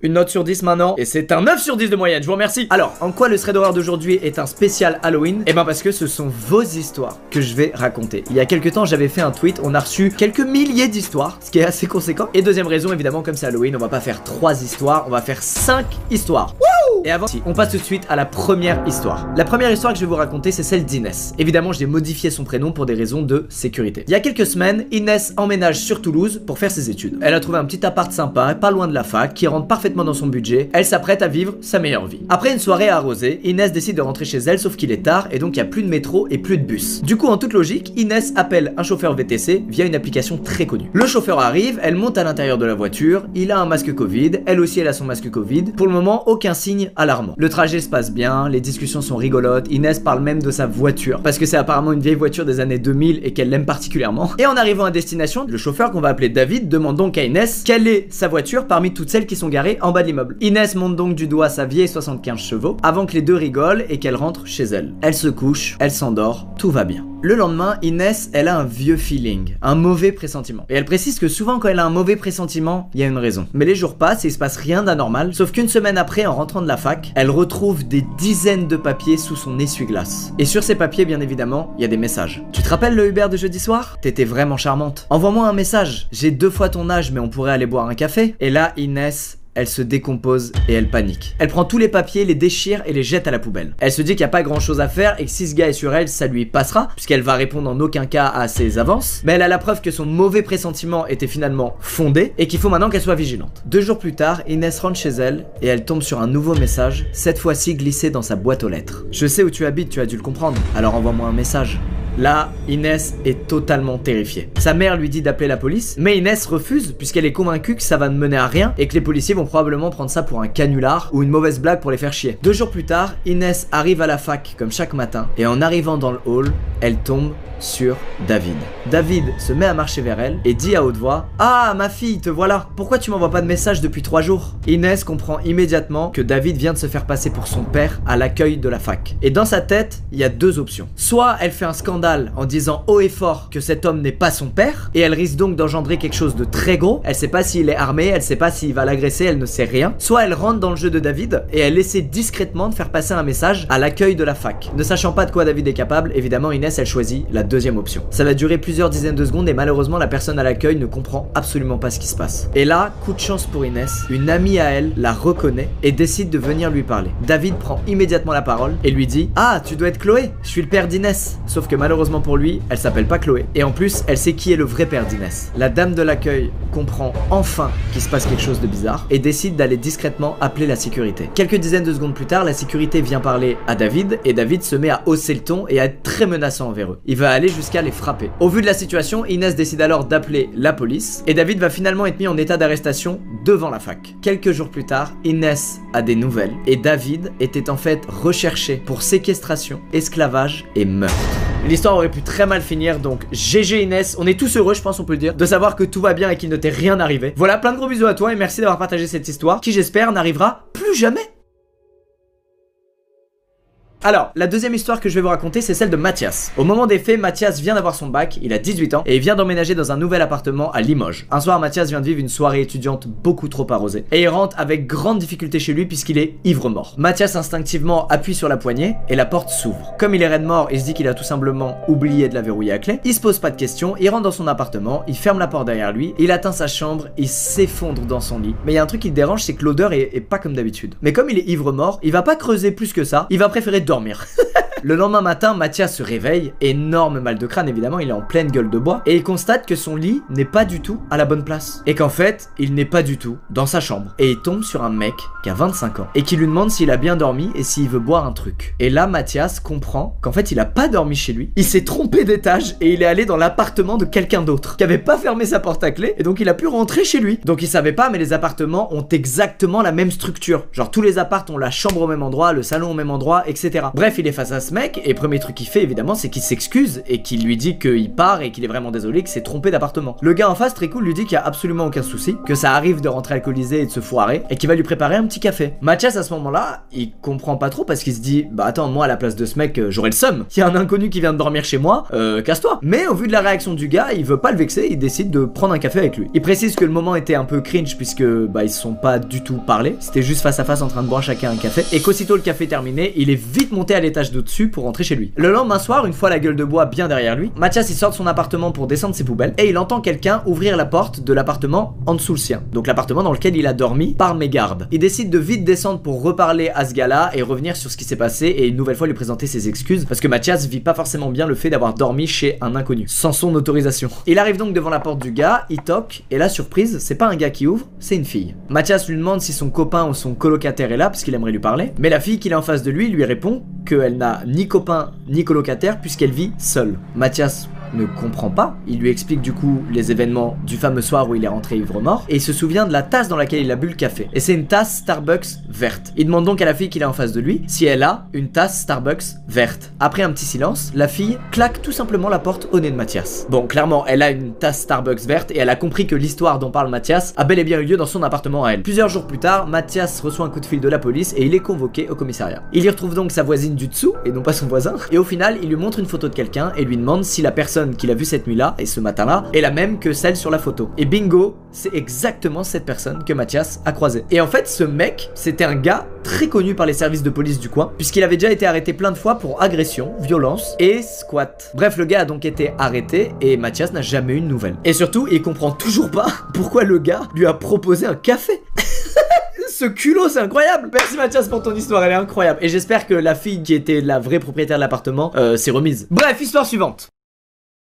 Les gars, pause. C'est la première fois que je tourne avec ce Chronek et je le trouve trop cool, je suis trop content. Voilà, je fais ma petite pub entre deux histoires. Oh, je suis terrible. Bref, on passe à l'histoire de Gabrielle. C'est son vrai nom parce qu'elle a 21 ans au moment où elle nous raconte son histoire et que ça lui est arrivé quand elle en avait 10. L'histoire qu'elle nous raconte s'est passée dans un petit village de campagne un peu paumé en Gironde. Cette année-là, il y a du monde chez Gabrielle puisqu'ils sont en train de fêter le réveillon. Et à la fin de la soirée, une fois tout le monde parti, Gabrielle et sa sœur sont allés se coucher. Autour d'1h30 du matin, Gabrielle est réveillée par ses chiens qui aboient. Elle explique qu'il n'y a pas de portail pour clôturer le terrain de sa maison et que du coup c'est méga fréquent qu'il y ait des chiens ou des chats qui passent sur le terrain et qui fassent donc aboyer les chiens de Gabrielle. Gabrielle, elle essaie de se rendormir, elle a l'habitude, sauf que là les aboiements persistent après 10 minutes. Elle décide alors de jeter un œil par la fenêtre et elle voit que l'éclairage extérieur est allumé. Mais sous la lumière, il y a personne, ni humain, ni animaux. Elle commence à s'endormir et d'un coup ses chiens se remettent à aboyer. Gabrielle se lève et s'apprête à descendre en bas pour engueuler ses chiens. Mais une fois debout, Gabrielle, elle entend des bruits de pas. Et plus précisément, des bruits de personnes qui courent dans son allée. Elle se chie dessus, clairement, et elle décide donc de réveiller sa sœur et de lui poser cette fameuse question: t'entends les bruits de pas ou c'est moi qui me fais des films? Et malheureusement, sa sœur entend aussi les bruits de pas. Et après un court instant, c'est plus des bruits de pas qu'elles entendent, c'est des chuchotements. Cette fois, il n'y a pas d'erreur possible. Elles sont certaines qu'il y a bel et bien quelqu'un en bas et qu'à en juger par les chuchotements, ils sont plusieurs. Elle et sa sœur décident donc de descendre le plus discrètement possible les escaliers pour atteindre la chambre de ses parents et de leur dire ce qui se passe. Arrivés en bas, à seulement quelques mètres de la porte de la chambre de leurs parents, quelqu'un frappe à la porte d'entrée.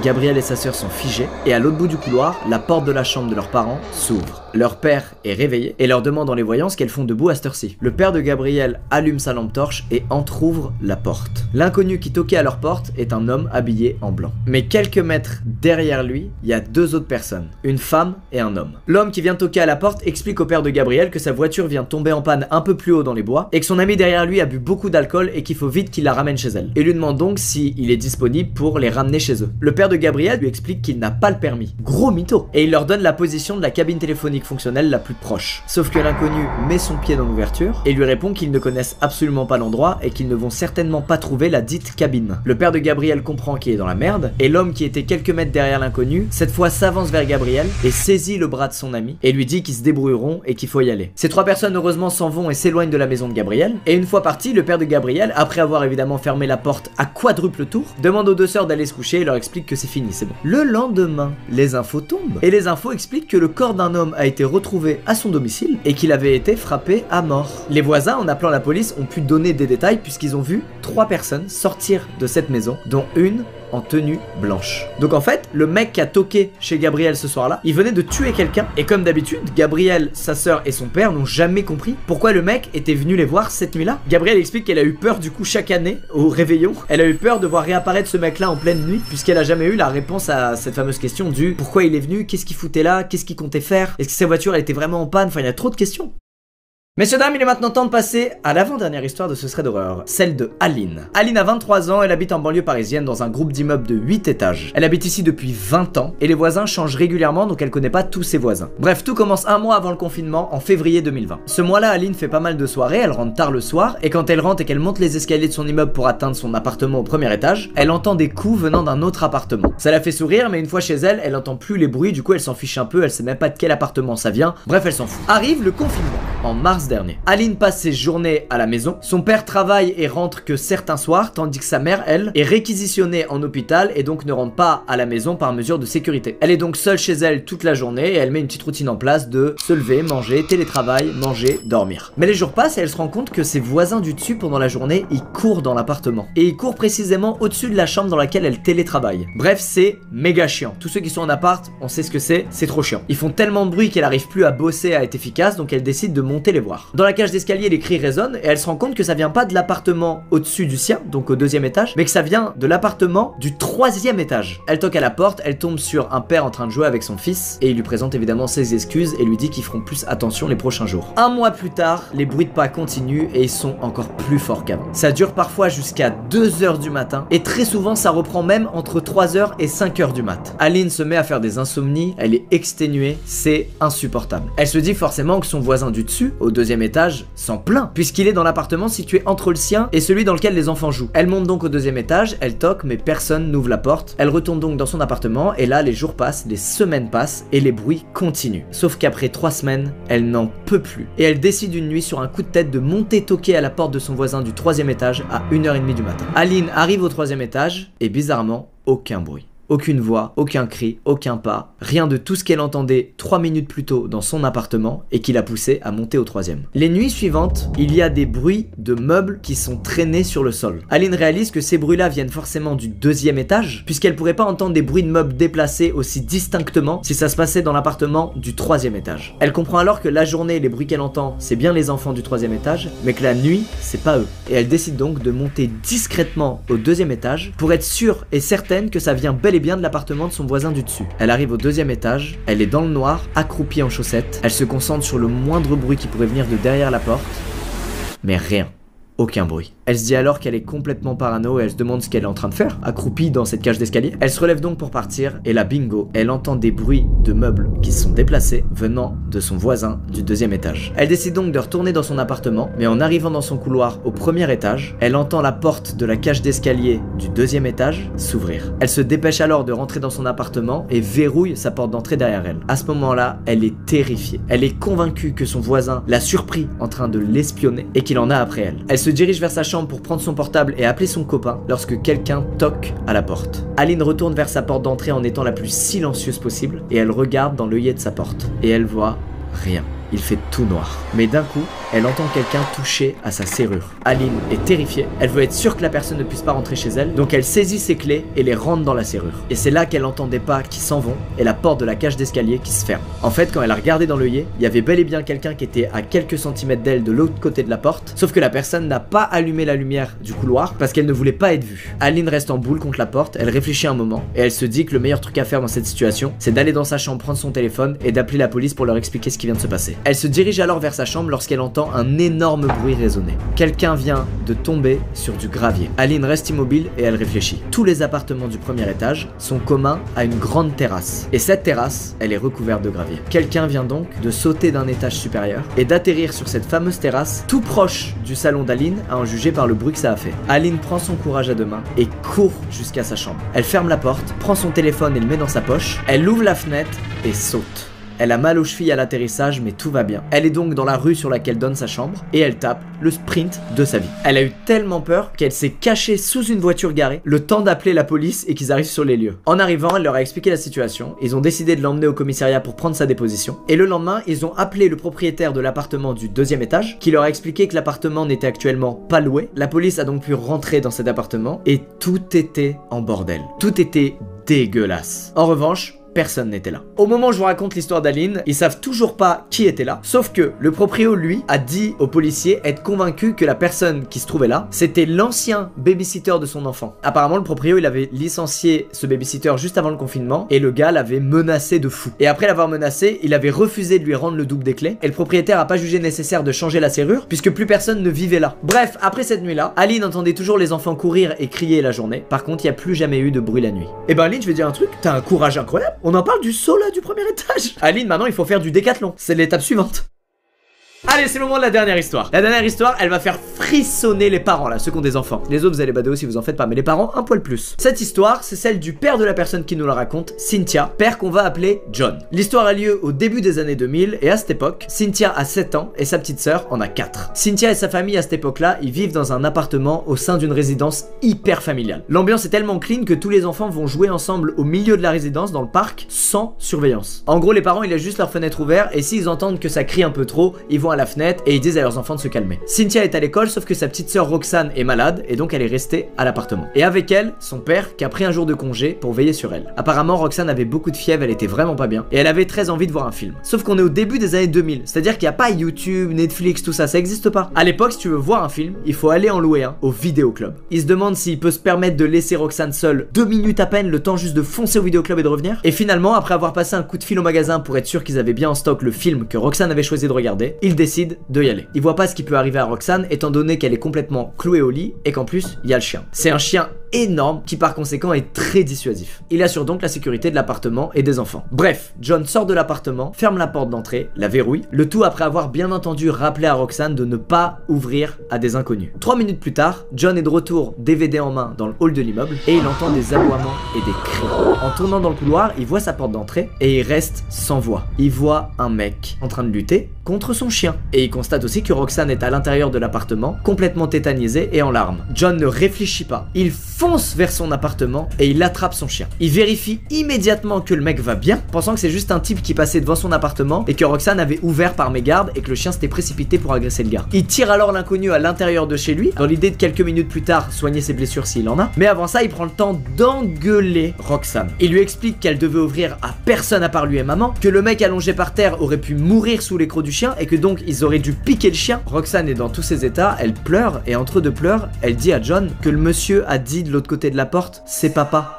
John comprend immédiatement la situation. Il regarde par terre, mais l'intrus n'est plus là. Il s'est déjà barré en courant. En fait, Roxane, elle a rien fait de mal. Elle a entendu quelqu'un toquer à la porte d'entrée pendant que son papa était au vidéoclub. Quelqu'un qui a toqué plusieurs fois, longtemps, avec beaucoup d'insistance. Et là, elle fait ce que n'importe quel enfant de 4 ans aurait fait à sa place. Elle demande qui c'est. Et la personne de l'autre côté de la porte, vous savez ce qu'elle a dit? C'est papa. Elle a à peine ouvert la porte que le mec l'a attrapé, sauf que le chien l'a attaqué. Bref, heureusement, le chien était là. Et surtout, heureusement, John n'a mis que 3 minutes à faire l'aller-retour au vidéoclub. Mais c'est un événement qui a vraiment marqué John. Et cette histoire, il l'a énormément raconté parce qu'il a jamais compris qui était cette personne. Et comment il a su qu'il y avait une petite fille dans cet appartement. Et comment il a su qu'à ce moment-là précis, elle était seule. Ça veut dire que ce mec les espionnait depuis déjà un bon moment pour savoir tout ça. Bref, le mec, bien entendu, n'est plus jamais revenu. Et surtout, John a mis en place un système de code avec ses enfants. C'est-à-dire qu'il s'était donné un mot de passe. Et si quelqu'un toquait mais ne donnait pas le mot de passe, alors la personne dans l'appartement avait interdiction de lui ouvrir. Et bien évidemment, il changeait très régulièrement le mot de passe. Et aujourd'hui, même presque 10 ans après le décès de ce chien, Roxane, Cynthia et John parlent régulièrement de lui parce qu'il a sauvé la vie de Roxane, tout simplement. Les amis, c'est la fin de ce thread d'horreur spécial Halloween. J'espère qu'il vous a plu. Il y a eu un peu de tout aujourd'hui. Il y a eu plein de mécaniques différentes. On a reçu plusieurs milliers d'histoires, dont certaines qui étaient vraiment très bien écrites. Donc merci à tous d'avoir pris le temps de partager vos expériences. Même si malheureusement c'était des expériences pas ouf. Ne devenez pas parano à cause des threads d'horreur, mais restez vigilants. C'est quand même important de... Moi ce que je remarque surtout, c'est que les gens ont des pressentiments dans la plupart de ces histoires qu'on raconte. Des mauvais pressentiments qui s'avèrent être à chaque fois totalement justes. Donc faites attention à vous, prenez soin de vous. J'espère que c'était pas trop long, pas trop court. Clément en a probablement chié. Il y a 2 heures de rush. On peut remercier Clément pour ce montage. Bravo Clément. C'est un effet de plus qu'il doit rajouter au montage. Ça lui casse les couilles, je le sais. Mais merci Clément pour ce montage. N'oubliez pas que sans lui, les threads d'horreur seraient beaucoup plus fun. Il y aurait que de l'audio, il y aurait pas de visuel. Et ce serait un poil plus chiant quand même. N'oubliez pas de checker la dernière collection Yoko. Voilà, maintenant que vous avez un peu de temps et que la vidéo est terminée. Je suis curieux de voir ce que vous en pensez. Puis si elle vous plaît, bah achetez une pièce ou 2 ou 28. Je vous dis à bientôt. Prenez soin de vous et happy Halloween. Dommage, j'ai gâché la fin. Faire une histoire formidable. Connaissez-vous l'histoire du pain maudit de Pont-Saint-Esprit? Vous en avez peut-être déjà entendu parler puisque ces derniers mois l'affaire est sortie un peu dans quelques médias. Et surtout elle fait sensation parce que le mystère n'a toujours pas été expliqué. De quel mystère vais-je parler? Attendez, soyez patients, commençons l'histoire. Connaissez-vous la ville de Pont-Saint-Esprit? Moi je connaissais pas avant cette histoire, pour être franc avec vous. Il s'agit d'une petite ville du sud de la France. En 1950 il y a environ 4000 habitants. Il y avait 3 médecins, ce qui est pas beaucoup, ça fait un médecin pour 1000 personnes. Faut pas avoir une angine en même temps. C'est assez rural, ça vit essentiellement de la viticulture et la ville est très connue pour son pont, tellement connue pour son pont que le mot pont est même dans le nom de la ville. Pourquoi le pont est connu? Parce que l'histoire raconte qu'il aurait été construit par le Saint-Esprit contre la volonté du diable qui ne voulait pas qu'il y ait de pont. Alors je pense que si ces deux entités existent, elles s'en battent un peu les couilles d'un pont. Après c'est mon avis, mais petit problème, le pont a été bombardé par les Américains pendant la guerre et du coup il y a plus de pont. Donc les habitants, les spiritains, je crois, ils s'appellent Spiritini, merde, ils sont plus trop fiers parce que ce fameux pont est détruit, même s'ils en construisent un provisoire. Mais voilà, tout ça c'est juste pour contextualiser un peu ce que c'est que cette ville, d'où elle sort, ce qui s'y passe, etc. On va maintenant s'intéresser à des faits qui sont survenus dans les années 50 dans la ville et qui sont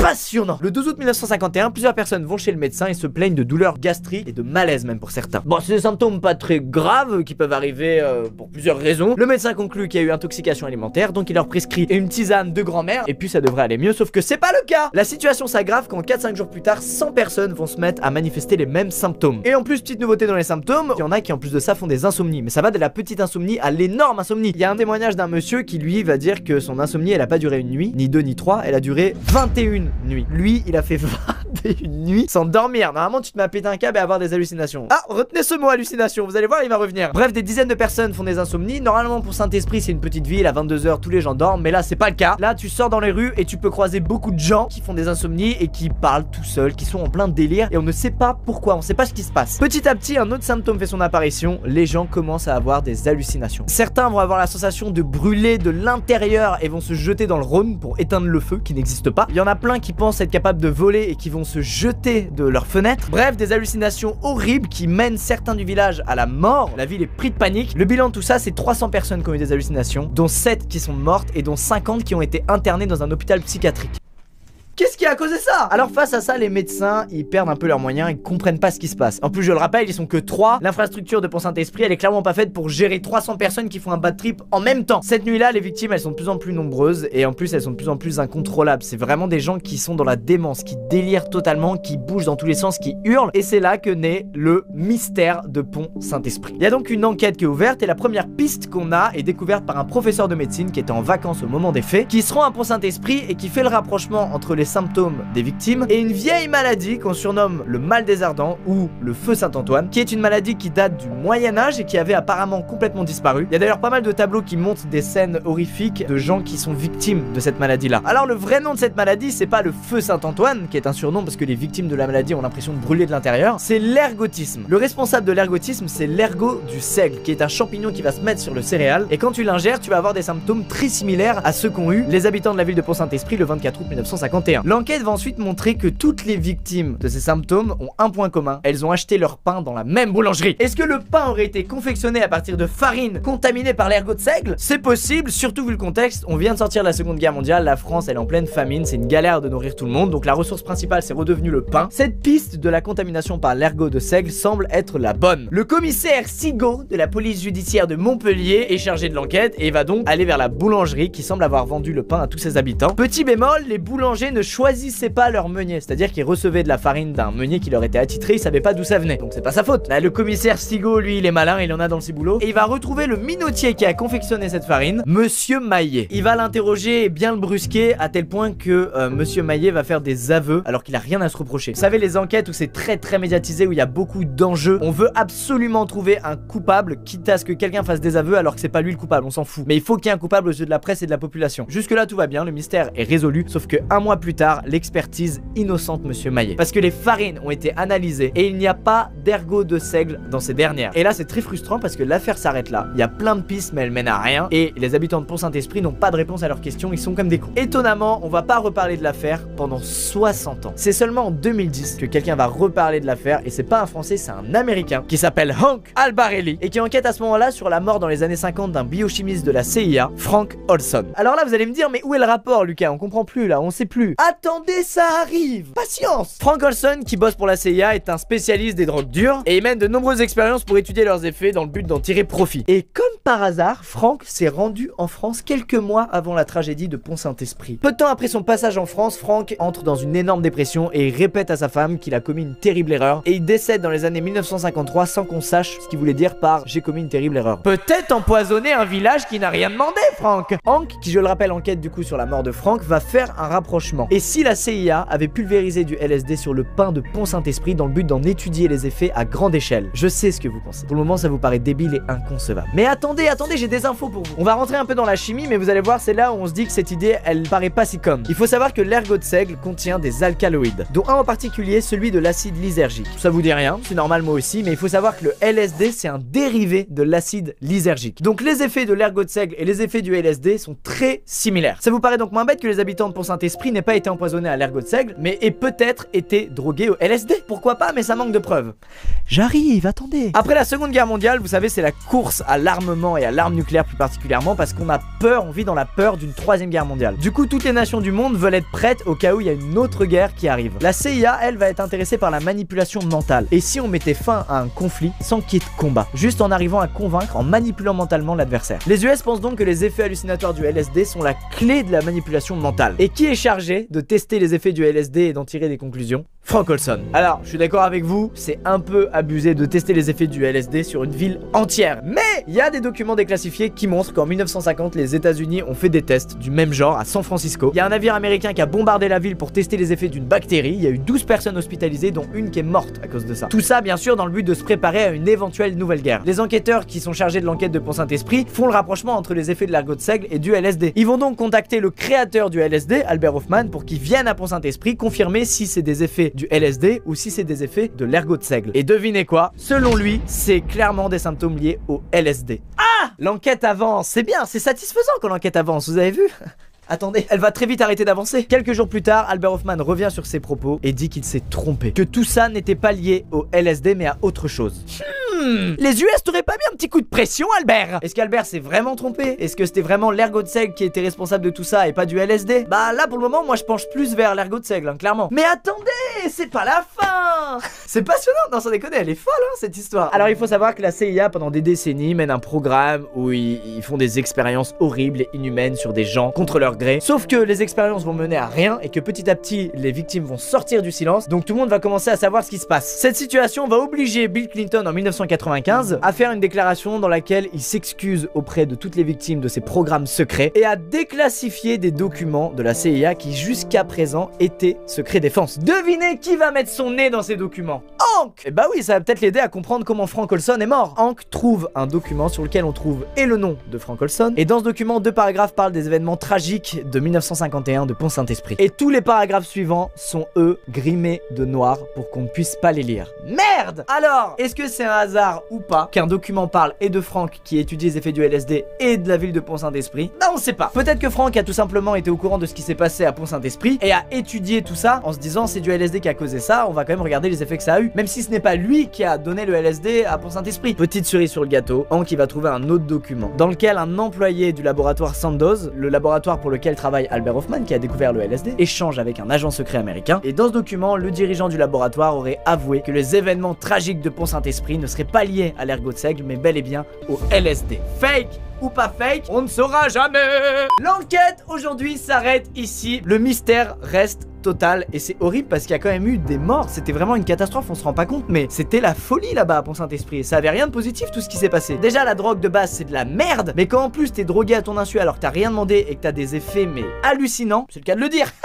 Est-ce l'ergot de seigle? Est-ce les Américains qui testaient les effets du LSD à grande échelle? On ne sait pas. On a le cul entre deux chaises, comme ceci, et puis on ne sait pas vers laquelle aller. Hop là, la CIA. Non, je sais, comme moi, vous avez envie d'aller vers la théorie la plus abusée, la plus scandaleuse. C'est notre cerveau d'humain hein, qui nous fait ça. Mais il faut rester objectif. En tout cas, j'espère que vous aurez bien tout compris à l'histoire, que j'ai apporté des précisions à ceux qui étaient déjà au courant de l'affaire, mais qui n'avaient pas tous les infos. En tout cas, j'espère que ça vous a plu cette histoire. N'hésitez pas à aimer la vidéo, c'est le cas. C'est ni un thread, ni un truc. Là, j'ai tenté, voilà, de raconter une histoire mystérieuse. Je me suis documenté comme j'ai pu et franchement, j'ai été passionné de ce truc là, vraiment je trouve ça génial comme histoire. Je vous fais plein de bisous, je vous dis à très vite dans une prochaine vidéo. Peut-être qu'il relate aussi d'histoires mystérieuses comme ça et pas forcément de thread, je sais pas. C'est la première, peut-être d'une longue série, on sait pas. Je vous dis à très vite dans une prochaine vidéo, portez-vous bien, au revoir.